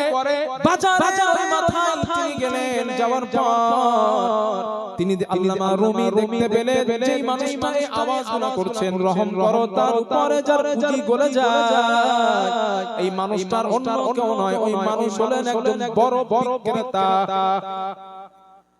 বরফ বিক্রি করছেন, তিনি আওয়াজ করছেন, রহম করো তার উপরে যার পুঁজি গলে যায়। আল্লামা রুমি আল্লাহু আকবার বলে চিৎকার মেরে উঠলেন। আমি সূরা আসরের তাফসীর আমি বুঝে ফেলেছি। যেই বরফ বিক্রেতা বলছেন রহম করো তার উপরে যার পুঁজি গলে যায়, যিনি বরফ বিক্রয় করছেন, এই বরফ বিক্রয় করার পর ওখান থেকে যে অর্থ তিনি উপার্জন করবেন, ওই অর্থ দ্বারা ওনার পরিবার তিনি চালাবেন। এই অর্থ দ্বারা মাল সামান বস্তু কিনবেন, খাবার কিনবেন, যেইগুলা তারা ভক্ষণ করবে, পান করবে। আল্লামা রুমি বলেন যেই মানুষটা চিৎকার করছেন রহম করো দয়া করো জনগণ তার উপরে যার পুঁজিটা গলে যায়, আমার পানিটা বরফ জমে থাকা অবস্থায় আমার কাছ থেকে কিনে নাও। কারণ এই পানিটা গলে যাবার পর বরফ গলে যাবার পর পানিতে পরিণত হয়ে যাবে। পানি তো মানুষ টাকা দিয়ে ক্রয় করবে না। আমি বুঝতে পেরেছি ওনার কথা বলার অর্থ এই পানিটা জমে থাকা অবস্থায় ক্রয় করেন, কারণ এখান থেকে যেই টাকা আমি উপার্জন করব আমার পরিবার আমি চালাবো। আল্লামা রুমি চিৎকার মারলেন, আল্লাহ আমার জীবনের যে মূল্যবান সময় বরফের মতো গলে যায়, পানির মতো গলে যায়, কিন্তু আমি আমার জীবনকে মূল্যায়ন করতে পারি নাই। রব তোমার জন্য কিছুই করতে পারি নাই, কিন্তু প্রতিটা মুহূর্ত আমার জীবন থেকে সময়গুলো বরফের মতো গলে যায়। কত চিন্তাশীল, আরে কত চিন্তাশীল। আমার জীবন কি বরফ গলে যাচ্ছে তো। রাত ৩টার সময় ঘড়িতে একটা ঘন্টা দেয়। আপনারা বিবিকে বলেন, সন্তানকে বলেন ৩টে বেজে গেছে, ওঠো সেহরি খেতে হবে, কিন্তু এইটা একবার ভাবলেন না। শুয়েছিলেন 10টায় 11টায় 3টে ঘন্টা দিয়েছে, মানে আপনার জীবন থেকে 5টা 4টে ঘন্টা সময় নষ্ট করে গেছে, চলে গেছে এই ঘন্টা। ফজর 4টার সময় আরেকটা ঘন্টা দেয় আর ঘড়ি বোঝায় দেয় আল্লাহর বান্দা বাকি বিল্লাহ তোমার জীবন থেকে মূল্যবান সময় আরেকটা ঘন্টা কমায় দিয়েছে। আর এই মূল্যবান সময়টা আমরা নষ্ট করি অন্যের পিছনে সমালোচনা করতে। আত্মসমালোচনাকারী হন। আমি ছোট মানুষ, আমার জ্ঞান বেশি নাই, তবে ছোট্ট মেধাই বলছি আত্মসমালোচনাকারী হন। পৃথিবীতে সফলতা আপনার কেউ ঠেকাইতে পারবে না ইনশাআল্লাহ, কেউ ঠেকাইতে পারবে না। আমার বন্ধুগণ, এই গীবত করার কারণে অন্যের পিছনে সমালোচনা করার কারণে দুনিয়া তো নষ্ট করতেছে, দুনিয়া সফলতা পেলাম না, আর পরকালে বিফলতা, আল্লাহর জাহান্নাম যেতে হবে। আল্লাহ তাআলা বলেন ইয়াসআলুনাকা আনিল মুজরিমিনা মা সালাকাকুম ফি সাকার ক্বালু লাম নাকু মিনাল মুসাল্লিন ওয়া লাম নাকু নুতঈমুল মিসকিন ওয়া কুন্না নাখুদু মা'আল খাইদিন। জোরে বলেন আল্লাহু আকবার। আল্লাহ বলেন গোলাম কিয়ামতের দিন জাহান্নামে গলি, আল্লাহর জাহান্নামের কিনারে যাওয়ার পর জাহান্নামের ফেরেশতা যারা দাঁড়ানো থাকবে ওরা বলবেন ও জাহান্নামীরা, এই জাহান্নামের কাছে কোন অপরাধ করার কারণে এসেছো? দুনিয়াতে কোন অপরাধ করেছিলা, যেই অপরাধ করার কারণে আজ তোমরা জাহান্নামের কাছে আসলা? জাহান্নামীরা এক নাম্বার জবাব দিবেন ক্বালু লাম নাকু মিনাল মুসাল্লিন আমরা দুনিয়াতে নামাজি ছিলাম না মুসল্লি ছিলাম না নামাজি ছিলাম না নামাজ না পড়ার কারণে আজ আমরা জাহান্নামের আসামি হয়ে গেছি দুই নাম্বার ওয়া কুননা নুতঈমুল মিসকিন আমরা মিসকিনদেরকে খেতে দিই নাই ক্ষুধার্তদের খাবার দিই নাই ফকির মিসকিন অসহায় আমরা তাদেরকে খাবার দিই নাই আল্লাহ তাআলা বলেন এই কারণে মানুষ জাহান্নামে যাবে তিন নাম্বার জাহান্নামীরা বলবেন ওয়া কুননা নাখুদু মাআল খাইদিন আমরা পৃথিবীতে সমালোচনা করতাম পরনিন্দা করতাম পরচর্চা করতাম মানুষের পিছনে সমালোচনা করার কারণে আজ আমরা জাহান্নামের আসামি হয়ে গেছি আমার আল্লাহ জোরে বলে আরেকটা আয়াত শুনেন আল্লাহ বলেন ওয়াইলুল লিকুল্লি হুমাযাতিন লুমাযা এটা আমার সাথে পড়েন আল্লাহ পাক বলেন ওয়াইলুল লিকুল্লি হুমাযাতিন লুমাযা আল্লাযী জামা'a মালাহু ওয়া'আদ্দাদা ইয়াহসাবু আন্না মালাহু আখলাদা কাল্লা لينبذن في الحطمة وما أدراك ما الحطمة نار الله الموقدة التي تطلع على الأفئدة الله বলেন ওয়াইলুন জাহান্নামের একটা নাম ওয়াইল মানে জাহান্নাম একটা আবার ওয়াইলুন শব্দের অর্থ আল্লাহ বলেন দুর্ভোগ ক্ষতিগ্রস্ত অপদার্থ বিপদগ্রস্ত মানুষ তারা হুমাযাতিল লুমাযা যারা মানুষের পিছনে সামনে নিন্দা করে গীবত করে সমালোচনা করে পরনিন্দা পরচর্চা যারা করে আল্লাহ বলেন তাদের কপালে দুর্ভোগ আল্লাহ বলছেন আমি বলি নাই আল্লাযী আর কাদের কপালে দুর্ভোগ আল্লাযী যারা জামালাউ ওয়া আদ্দাদা টাকা পয়সা উপার্জন করেছে আল্লাহর রাস্তায় ব্যয় করে নাই আল্লাহর রাস্তায় খরচ করে নাই আল্লাহর রাস্তায় ব্যয় করে নাই আল্লাহ তাআলা বলেন আল্লাযী জামালাউ ওয়া আদ্দাদা টাকা পয়সা সম্পদ জড়ো করছে ব্যাংক ব্যালেন্স করেছে জমি জায়গা কিনেছে আমি আল্লাহর রাস্তায় খরচ করে নাই ইয়াহসাবু আন্না মালাহু আখলাদা তারা ওই টাকা বারবার ব্যবহার করে কত আছে দেখি শুধু ব্যাংকের বই আপডেট দেয় কত আছে দেখি আল্লাহ বারবার গণনা করেছে আর বলে এই টাকা আমাকে চিরস্থায়ী হয়ে থাকবে কোনোদিন নষ্ট হবে না আল্লাহ পাক বলেন কাল্লা কখনো নয় লা ইউবাদানা ফিল হুতামা অতি শীঘ্র তোমাকে হুতামা জাহান্নাম তথা বিচ্ছিন্নকারী স্থানে নিক্ষেপ করা হবে আল্লাহ নবী ওয়ামা আদরাকা মাল হুতামা ও নবী আপনি কি জানেন হুতামা জাহান্নামটা কি হুতামা জাহান্নাম কারে বলে বিচ্ছিন্নকারী স্থানটা কি আল্লাহ পাক নিজেই জবাব দিয়ে বললেন নারুল্লাহিল মুকাদা এটা আমি আল্লাহ নিজে হাতে জ্বালানো আগুন আল্লাতী তাত্তালিউ আলাল আফইদা হুতামা জাহান্নামের আগুনটা এতটা খতরনাক এতটা ভয়ানক আল্লাহ তাআলা বলেন হাতের আঙ্গুলে যদি লেগে যায় কোন শরীরের কোন জায়গায় লেগে যায় কলিজা পর্যন্ত চলে পুড়ে সারকার হয়ে যাবে ওইখানে আল্লাহ কাদের দিবেন যারা সমালোচনা করে চায়ের দোকানে বসে গীবত করে নিন্দা করে পরচর্চা করে আল্লাহ ওদেরকে দিবেন কথা বুঝতে আর এটা বিরাট ভাবে হয় বিশাল ভাবে হয় আমি বাকি আমি খুব ভালো করে জানি কেন বলেন একটুখানি মানে আমি এখান থেকে 2-3 বছর আগে আমার গ্রামের মানুষের কাছে আমি পীর সাহেব ছিলাম। পীর সাহেব বলতে মানে আমার ভালো ছেলে আর কেউ নাই। মানে আমারে সেই পাগলা কামড় মানে বলে না এখন ওইটা করে এক মাদ্রাসা করেছেন। হয়তো আপনারা শুনেছেন দেখেছেন ইংলিশ আরবিক মিডিয়াম একটা মাদ্রাসা করেছে।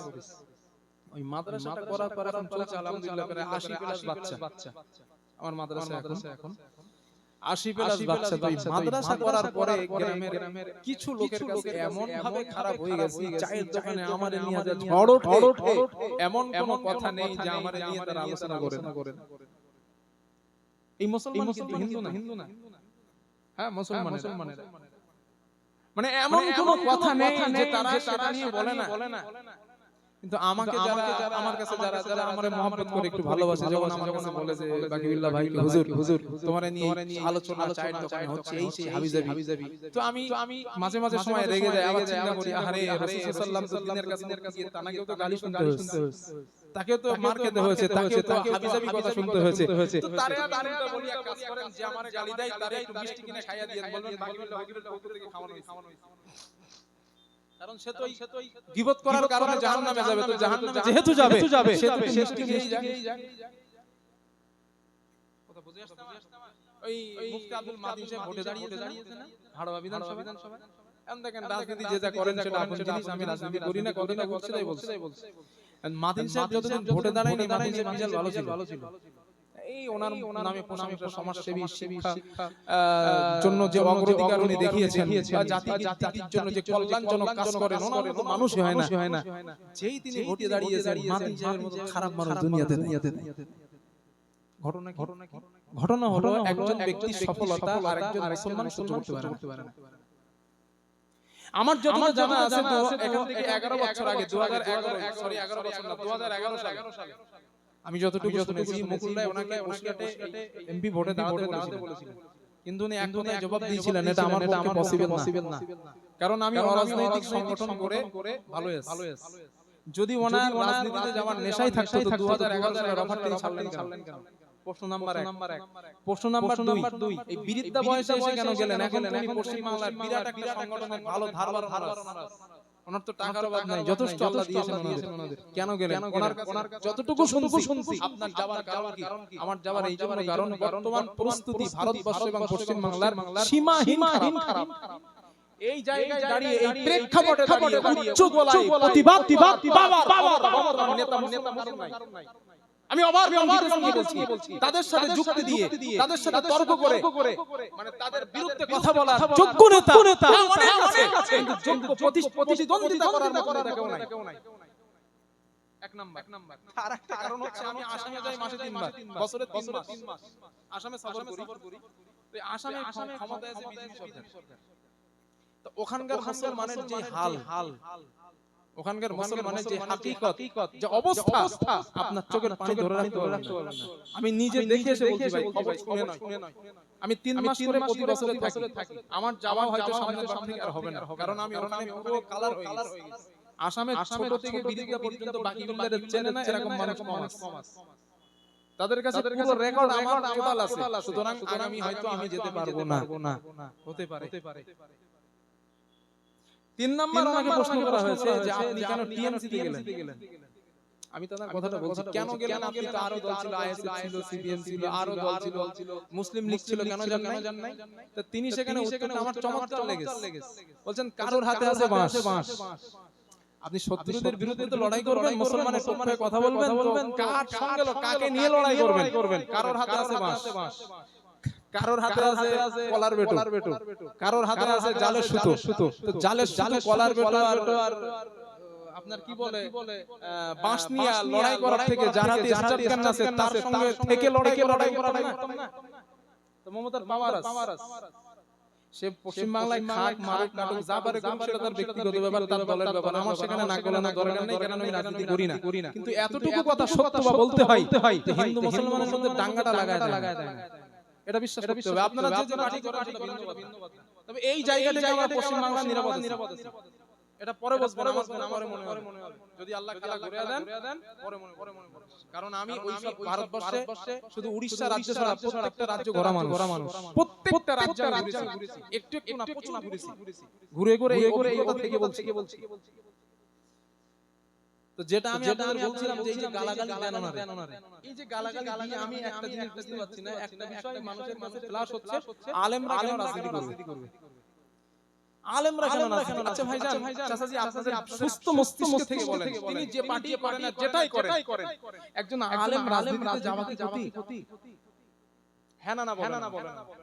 রাজনীতিতে যাওয়া মানে সে যদি জিতে যায় রাষ্ট্রীয় অর্থ তার হাতে আসবে, ঠিক তো?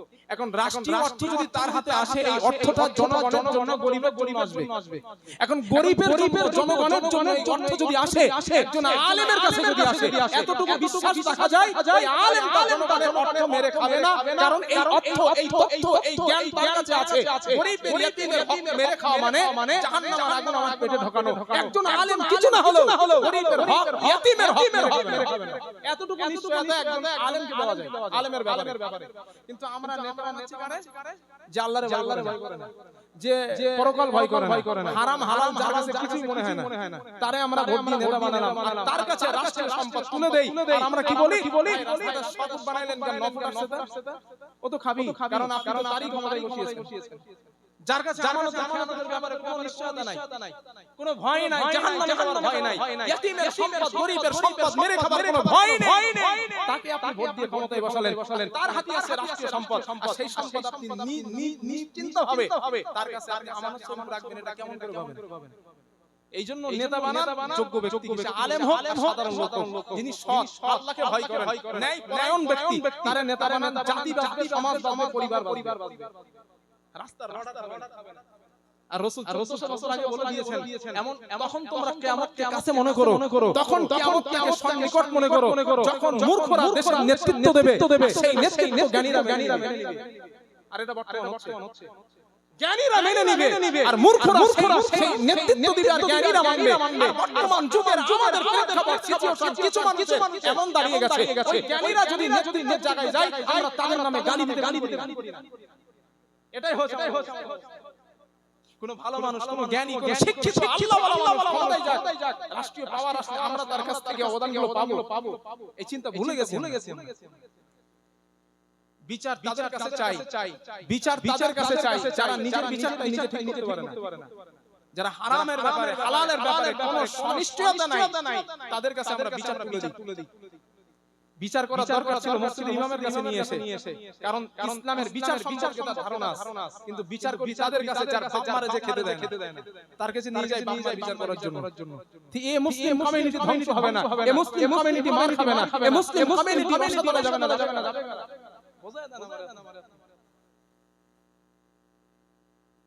আমি করি না, যার মন চাই দেন, অসুবিধা নাই, তবে নেতা চয়েসের সময় নির্দিষ্ট নেন, কারণ রাসূল সাল্লাল্লাহু আলাইহি ওয়াসাল্লাম বলেছেন, ওয়াল আমানাতু মাগনামা, যখন তোমরা দেখবা আমানতের খেয়ানত করা হবে, তখন কিয়ামতকে কাছে মনে করো।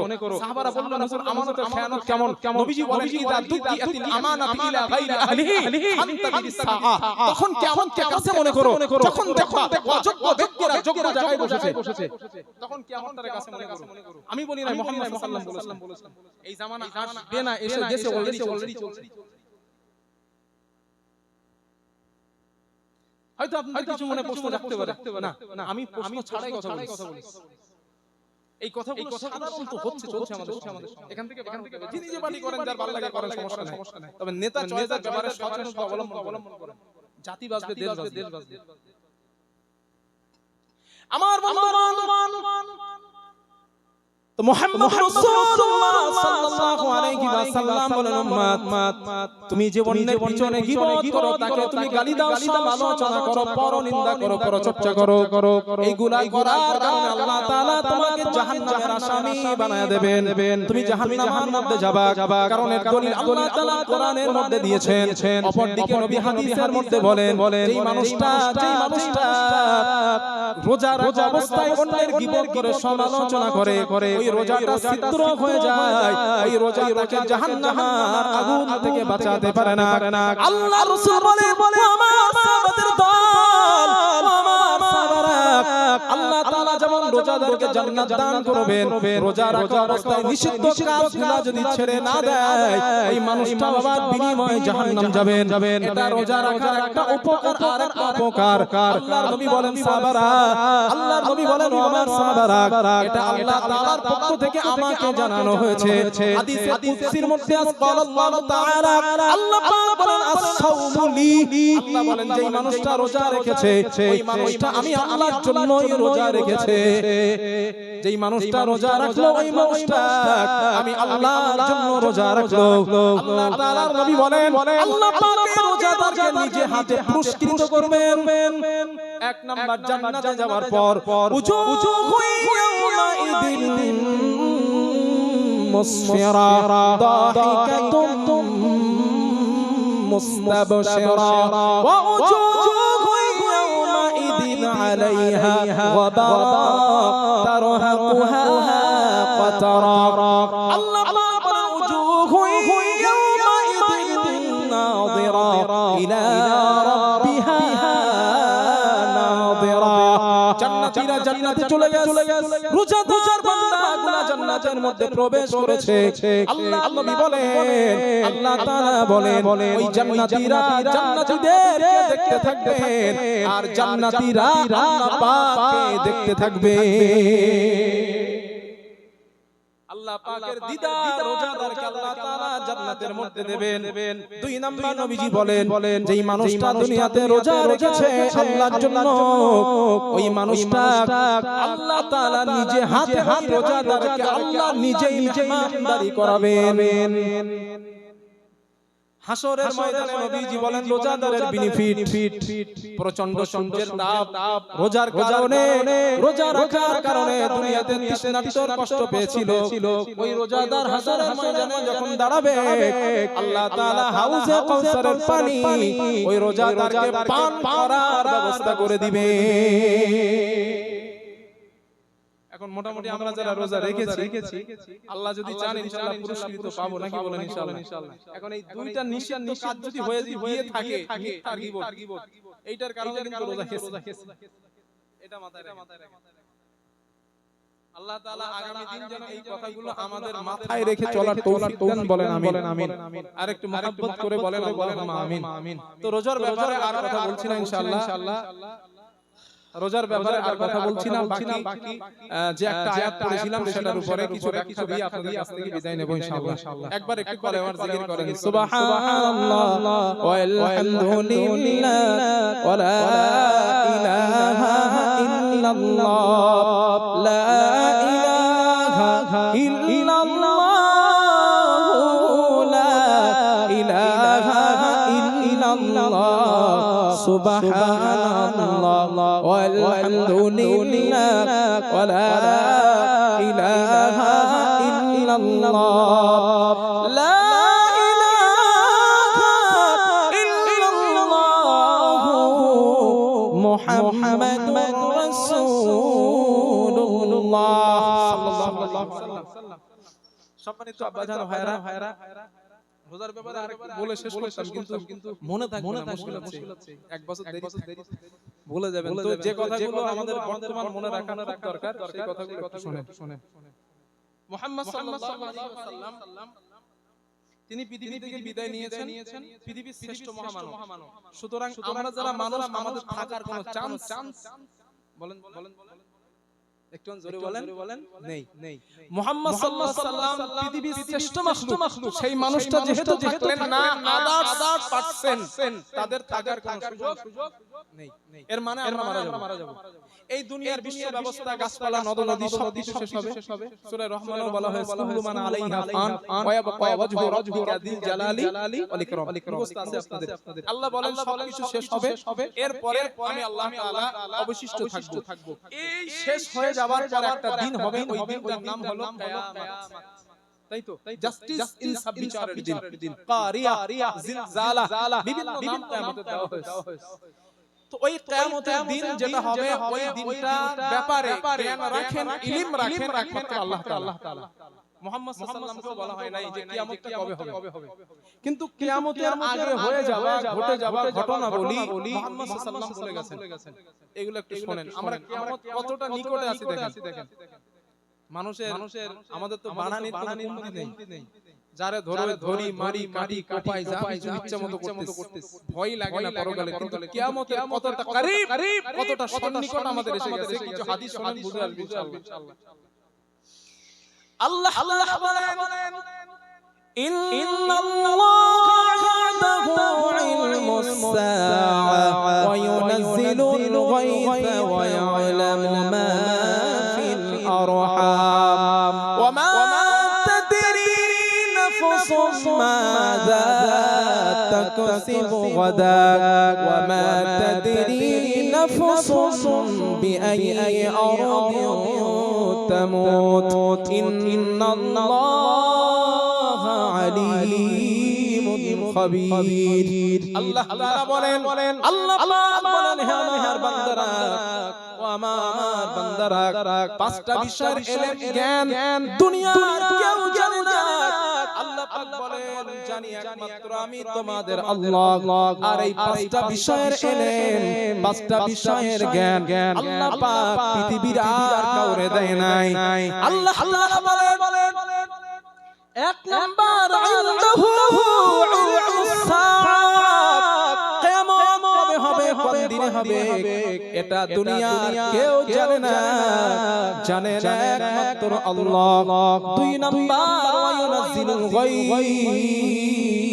পানি কোথায় কখন কতটা বর্ষণ হবে, এটা দুনিয়ার কেউ জানে না। আল্লাহ পাক বলেন, জানে একমাত্র আমি তোমাদের আল্লাহ। তিন নাম্বার ওয়া ইয়ালামু মা ফিল আরহাম, সন্তান মায়ের পেটে কেমন হবে, ভালো না মন্দ, আল্লাহ বলেন এটা দুনিয়ার কেউ জানে না। চার নাম্বার ওয়া মা তাদরি নাফসুম মাযা তাকসিবু গাদা, আগামী কাল তুমি কি উপার্জন করবা, কতটা উপার্জন করবা, আল্লাহ বলেন এটা দুনিয়ার কেউ জানে না, জানে না একমাত্র আল্লাহ। পাঁচ নাম্বার ওয়া মা তাদরি নাফসুম বিআইয়ি আরদিন তামুত, আমি আপনি কখন মারা যাব, এটা দুনিয়ার কেউ জানে না, জানে না একমাত্র আল্লাহ। একটা মানুষ হাত তোলেন, দিন মজলিস থেকে বাড়ি যাবেন 100%। আমি বাকি কথা বলতে ডেট হতে পারি। মুহাম্মদ সাল্লাল্লাহু আলাইহি বলেছেন, মৃত্যু তোমাদের এতটা করিব, এতটা নিকটে, এক সেজদায় গিয়েছো, উঠেছো, আবার যাবা, এর মধ্যে মরে যাবা, এতটা করিব। আর মৃত্যুর মতো সত্য কথা পৃথিবীতে দ্বিতীয় আরেকটা নাই। এটা এতটা করিব, নিকটে মৃত্যু আমাদের। আবার সবথেকে সত্য কথা যে হবে 100%, যেই নাস্তিকরা বলে দেয়ার ইজ নো গড, স্রষ্টা বলতে কেউ নেই, নাথিং, যে দেখি না তা বিশ্বাস করি না, সেই নাস্তিকরাও মৃত্যু বিশ্বাস করে, কিন্তু মৃত্যু দেখা যায় না। ইয়াসআলুনাকা আনির রূহ, কুলির রূহ মিন আমরি রাব্বি। মুহাম্মদ হোয়াট ইজ ইউর রূহ কারে বলে, রূহ কি জিনিস? মুহাম্মদ সাল্লাল্লাহু আলাইহি বলেন, কুলির রূহ মিন আমরি রাব্বি, এটা রবের অর্ডার, হুকুম, এটা দেখা যায় না, ছোঁয়া যায় না, বোঝা যায় না।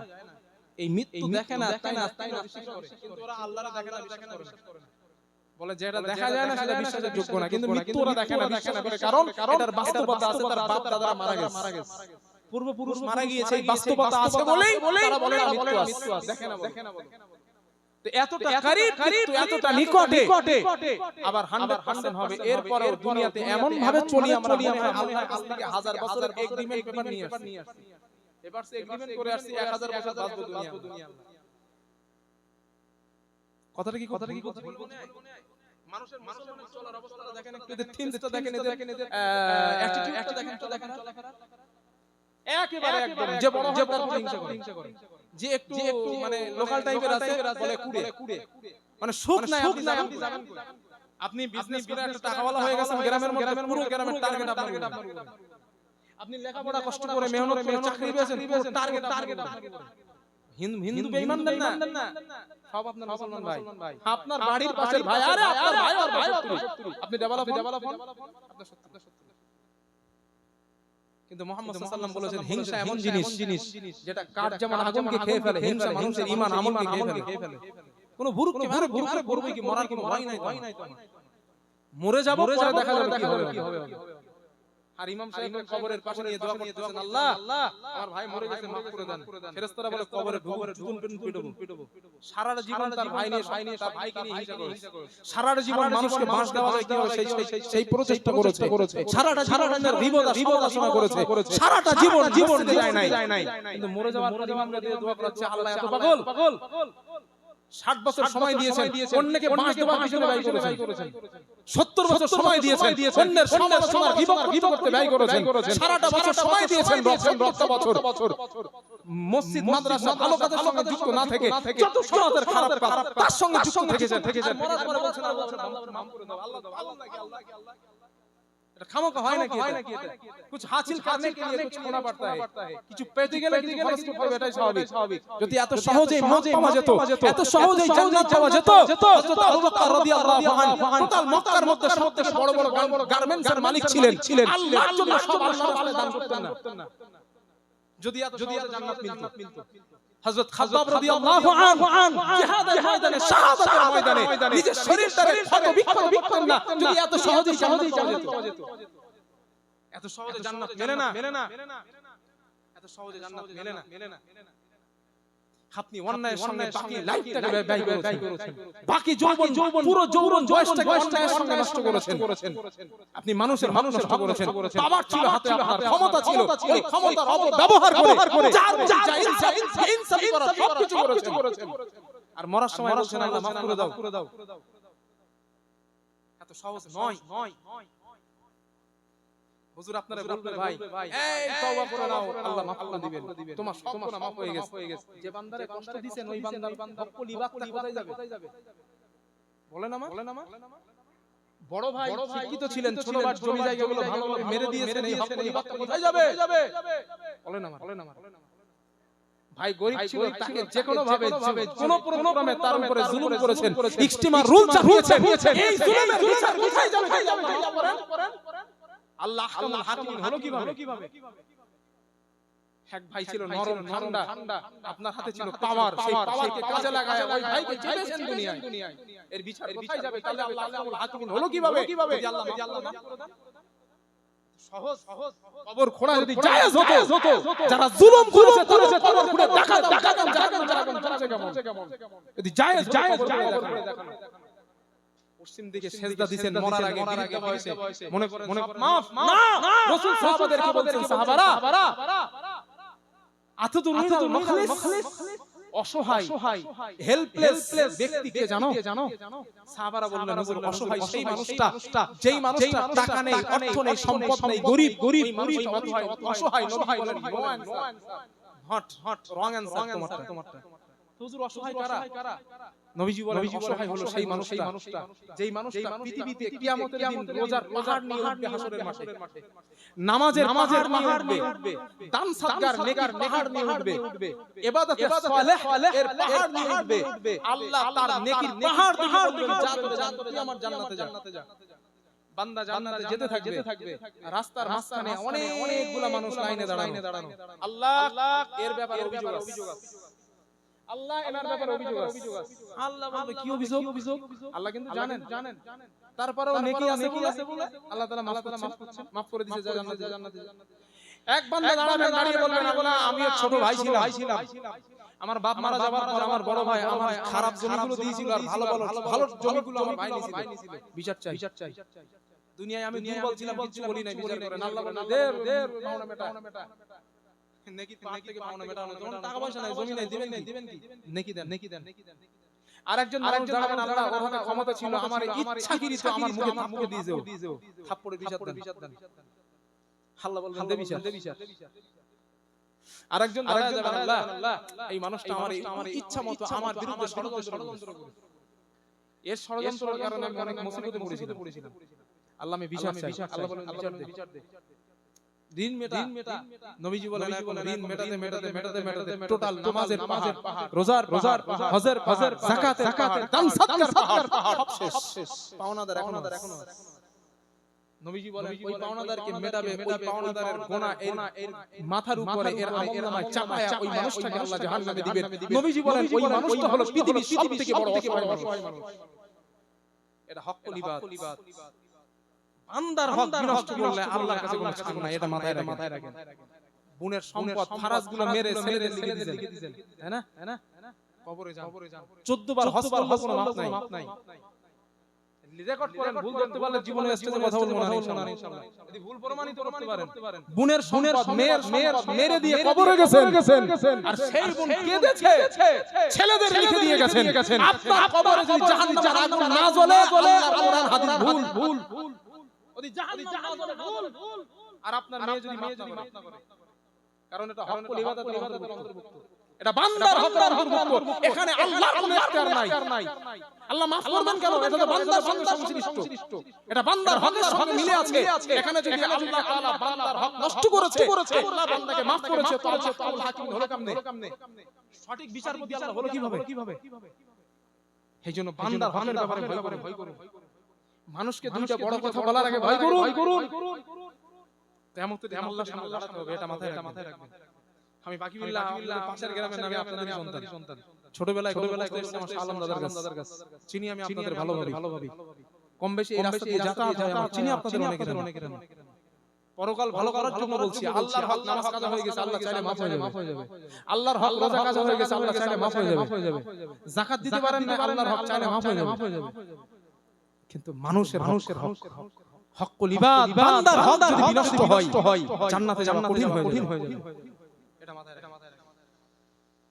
আমার ওয়াজ কঠিন, শরীরে নেওয়া কঠিন হবে, তবে নিয়ে না ঈমান বেশি দাম ইনশাআল্লাহ। আমার বন্ধুগণ, কষ্ট পাচ্ছেন না ইনশাআল্লাহ আপনারা? আমার বন্ধুগণ, আল্লাহ তাআলা বলেন পাঁচটা বিষয়ের জ্ঞান আমি ছাড়া দুনিয়ার কেউ জানে না, তার মধ্যে একটা কিয়ামত কবে হবে এই ব্যাপারে পৃথিবীর কোন মানুষকে জ্ঞান দেওয়া হয় নাই। আল্লাহ তাআলার নবীকে সাহাবারা বলেন, ইয়া রাসূলুল্লাহ, হুজুর আমাদেরকে বলেন কিয়ামত কবে হবে? আপনি বললেন না, তবে কিয়ামত হবার আগের ঘটনা বৈশিষ্ট্যগুলো আমাদেরকে শোনায় দেন, আলামাতগুলো আমাদেরকে বলে দেন। আল্লাহর নবী বলেন এক নাম্বার কিয়ামতের আলামত, বুইসতু আনা ওয়াসআতু কাহাতাইন, আমি নবী দুনিয়ায় এসে যাওয়াটা আসাটা কিয়ামতের এক নাম্বার আলামত। আমি যে দুনিয়াতে এসেছি এটা কিয়ামতের এক নাম্বার আলামত। আল্লাহর নবী বলেন, ও আমার সাহাবাদের দল, আমি রাসূল কিয়ামত কতটা পাশাপাশি জানো? সাহাবারা বলেন, না ইয়া রাসূলুল্লাহ, জানি না। আল্লাহর নবী বলেন, সাব্বাতা ওয়াল বুসতা, আল্লাহর নবী বলেন হাতের মধ্যম এবং তর্জনী আঙ্গুল, এই দুইটা আঙ্গুল যেমন পাশাপাশি দেখা যায়, আল্লাহর নবী বলেন, আল্লাহর রাসূল বলেন, আমি নবী কিয়ামত ততটা পাশাপাশি, আমি নবী কিয়ামত ততটা পাশাপাশি, যেমন হাতের আঙ্গুল পাশাপাশি। একবার চিন্তা করেন, ১৫০০ বছর পার হয়ে গিয়েছে, আল্লাহর নবী বলেন আমি এবং কিয়ামত এতটা পাশাপাশি। এর মানে কিয়ামত কতটা দেরি আছে বলে মনে হয়? এরপরে নবীজি বলেন, দুই নাম্বার আলামত আনা মুত, আমি মরে যাওয়াটা, দুনিয়া থেকে বিদায় নেওয়াটা কিয়ামতের আর একটা আলামত। আল্লাহর নবী বলেন, তিন নাম্বার বাইতুল মুকদ্দাস মুসলমানদের বিজয় হয়ে যাওয়াটা কিয়ামতের আর একটা আলামত। আল্লাহর নবী বলেন, ও আমার সাহাবাদের দল, ইনশিকাকুল কমার, চন্দ্র দ্বিখণ্ডিত হয়ে যাওয়াটা কিয়ামতের আর একটা আলামত। নবীজির জামানায় বুখারীর বর্ণনা, মাগরিবের নামাজের আগে নবীজি মসজিদে হারামের মধ্যে প্রবেশ করলেন, কাবা চত্বরে আল্লাহর নবী গেলেন। কাবার চত্বরে যাওয়ার পর আবু জেহেল কাবার চত্বরে নবীর পিছনে প্রবেশ করেছে। শুধু আবু জেহেল না, আসহাবুল্লাহ জুলুস, আবু জেহেলের বন্ধু বান্ধব যারা তারাও গিয়েছে। আল্লাহর নবীকে বলে, মুহাম্মদ আসমানে তাকাও, ওই যে চন্দ্র দেখা যায়, ওই চন্দ্রটা দ্বিখণ্ডিত করে দাও, চন্দ্রটা দ্বিখণ্ডিত করে দাও। আমি আবু জাহাল আল্লাহর উপরে ঈমান আনার কথা দিলাম। আবু জাহাল তো মনে করছে পারবে না মুহাম্মদ। আল্লাহর নবী সিজদায় গেলেন, নবীজি সিজদায় যাওয়ার পর হযরত জিবরাইল রাসূলুল্লাহ সাল্লাল্লাহু আলাইহি ওয়াসাল্লামের কাছে আসলেন। আল্লাহর নবীর কাছে আসার পরে বলেন, ইয়া রাসূলুল্লাহ, আপনি কান্না করবেন না, আল্লাহ তাআলা আপনাকে বেইজ্জতি করবেন না। তবে নবীজি এই কথাটা আপনি শুনে রাখেন, আল্লাহ যদি আপনার ইশারায় চন্দ্র দ্বিখণ্ডিত করে দেন, আবু জেহেল ঈমান আনবে না। তবে নবীজি আল্লাহ আপনাকে বেইজ্জতি করবেন না। আপনি আপনার তর্জনী আঙ্গুল দ্বারা আসমানের চন্দ্রের দিকে ইশারা করুন, বাকি কাজটা আল্লাহ পাক করবেন। আল্লাহর নবী বলেন, রাসূলুল্লাহ সাল্লাল্লাহু আলাইহি ওয়াসাল্লাম আল্লাহর হাবিব নবীজি আসমানের চাঁদের দিকে ফিরে ইশারা করলেন, ইনশিকাকুল কমার, আসমানের চন্দ্র তা দ্বিখণ্ডিত হয়ে যায়। আল্লাহ তাআলা কোরআনে বলেন, ইকতারাবাতিস সাআতু ওয়া শাক্কাল কমার, চন্দ্র দ্বিখণ্ডিত হয়ে গিয়েছে, চন্দ্র দ্বিখণ্ডিত হয়ে গেছে, কিয়ামত কাছে এসে গেছে। আল্লাহ নবী বলেন, এই চন্দ্র দ্বিখণ্ডিত হয়ে যাওয়াটা কিয়ামতের আর একটা আলামত। আপনারা বলেন এটা হবে না হয়ে গেছে? কথা বলেন, চন্দ্র দ্বিখণ্ডিত হবে না হয়ে গেছে, মানে এই আলামতটা হয়ে গেছে। এরপরে নবী বলেন, আল্লাহর নবী বলেন, আমার সাহাবারা,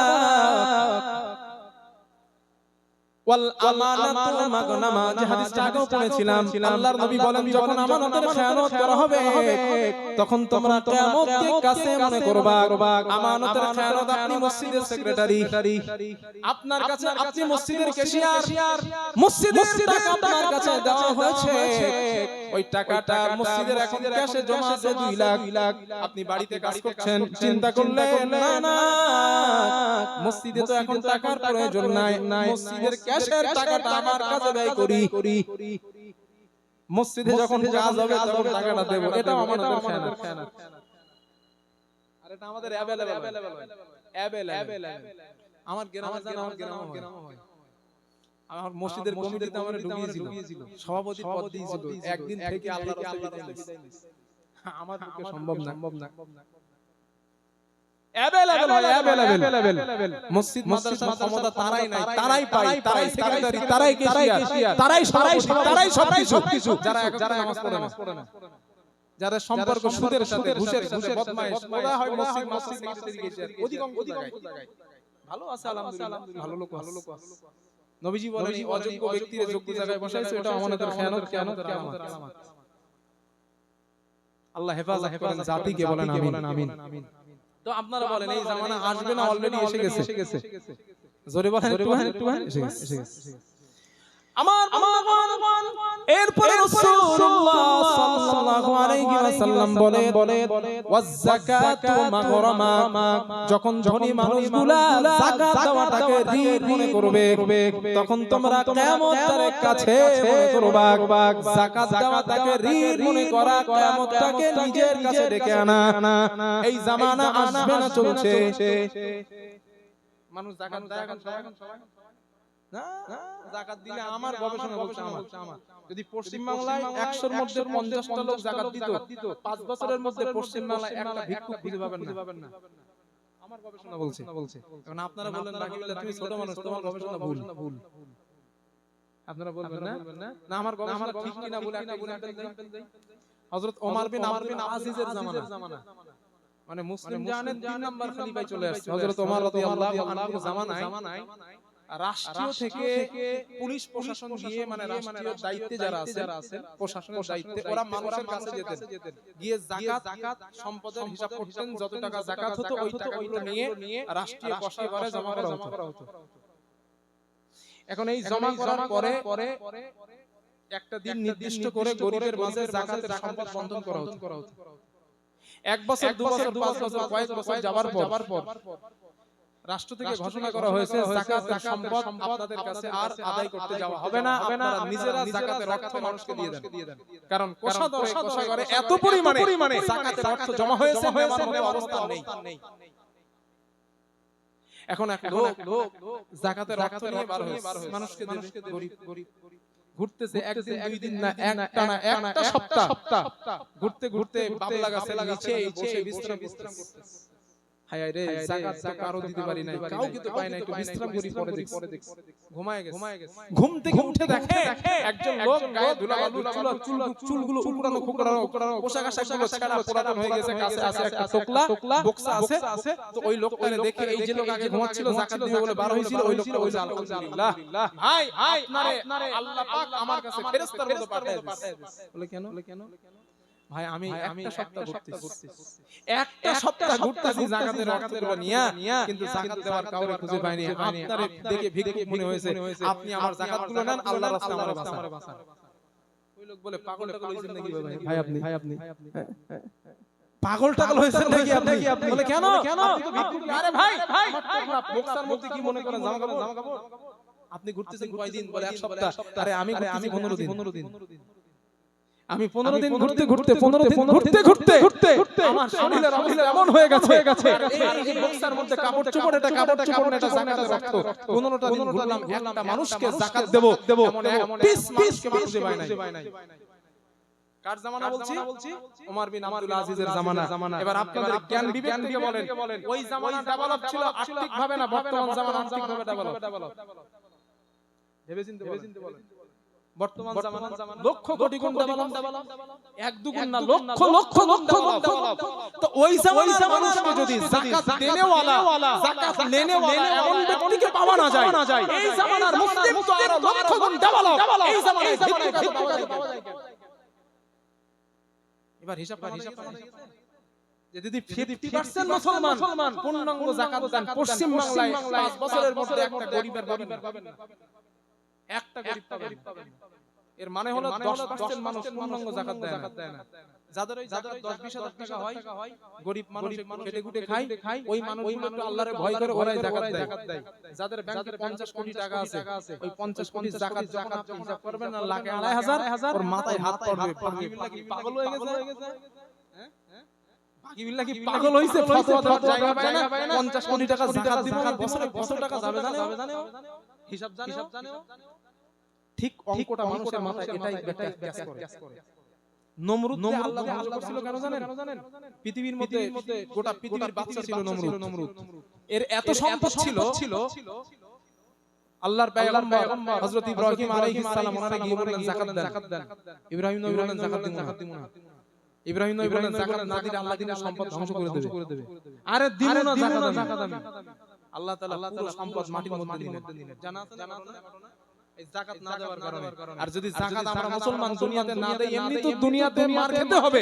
পাশাপাশি ওয়াল্লাযিনা ইয়াকনিদুনা যাহাবা ওয়াল ফিদ্দা ওয়ালা ইয়ানফিকুনাহা ফি সাবিলিল্লাহ ফাবাশশিরহুম বিআযাবিন আলীম। নবী বলে দেন, তাদের সুসংবাদ দেন যারা সম্পদ সোনাদানা সঞ্চয় করেছে, যাকাত দেয় নাই, আমি আল্লাহর রাস্তায় ব্যয় করে নাই, ফাবাশশিরহুম, তাদের সুসংবাদ দেন বিআযাবিন আলীম, যন্ত্রণাদায়ক আযাবের। আমি বলি না, আল্লাহ বলেছেন যাকাত আপনার হক নয়, এটা আপনার টাকার ময়লা, ওটা গরিবের হক। আপনি গরিবের হক মেরেছেন, জাহান্নামে যেতে হবে। নবীজি বলেন কিয়ামতের আগে ওয়াজ যাকাতু মাগরামা, ধনী মানুষ যাকাত দেওয়াটারে ঋণ মনে করবে। আমার সম্পদ আমি দিব কেন? হ্যাঁ, এটাই মনে হচ্ছে। আমার এরপরে রাসূলুল্লাহ সাল্লাল্লাহু আলাইহি ওয়াসাল্লাম বলেন, উম্মত কিয়ামতে তখন তোমরা মনে করবা ওয়াজারাতিল আসাতু ফিল মাসাজিদ, তখন তোমরা কিয়ামতের কাছে মনে করবা যখন দেখবা মসজিদের মধ্যে আওয়াজ করে কথা বলা হয়, মানুষের হট্টগোল মসজিদের মধ্যে হওয়া শুরু হয়ে গিয়েছে, তখন তোমরা কিয়ামতের কাছে মনে করবা জুম্মার দিন অনেক সময় ঝামেলা হয়, আযান দেরি হলে হয়, এটা ইমাম সাহেব খুতবা দিতে আর হুজুর সময় আযান দেন ঢেকে কথা হয়, নবী বলেন কিয়ামতের আলামত। রমজান মাসে তারাবি টাকা নিয়ে ঝামেলা হয়, আল্লাহর নবী বলেন এই জামানা যখন আসবে কিয়ামতটাকে তোমরা কাছে মনে করবা। এরপরে নবীজি বলেন আল্লাহর নবী বলেন কুরিমার রাজুলু মাখাফাতা শাররিহি। আল্লাহর নবী বলেন এমন একটা জামানা তোমাদের সামনে আসবে যখন মানুষ মানুষকে সম্মান করবে, ভালোবাসবে, তার অনিষ্টি থেকে বাঁচার জন্য কর্মীরা নেতাদের সম্মান করবে। আমি যদি তার সঙ্গে না ঘুরি সে আমার বিজনেসে ক্ষতি করতে পারে, আমার পরিবারকে ক্ষতি করতে পারে। এই অসম্মান অনিষ্টি কষ্ট থেকে বাঁচার জন্য ওই নেতাকে বলে আমি আপনাকে বিরাট ভালোবাসি, আদৌ সাদৌ থেকে ভালোবাসে না। আল্লাহর নবী বলেন তার অনিষ্টি থেকে বাঁচার জন্য ওই নেতাকে মানুষ ভালোবাসবে। আল্লাহর নবী বলেন এই জামানা যখন তোমাদের মাঝে আসবে কিয়ামতটাকে কাছে মনে করবা। আপনারা বলেন আসবে না চলছে, যদি তাই না হয় নেতারা বার হইলে 3000 সিকিউরিটি নিতে পারে কেন?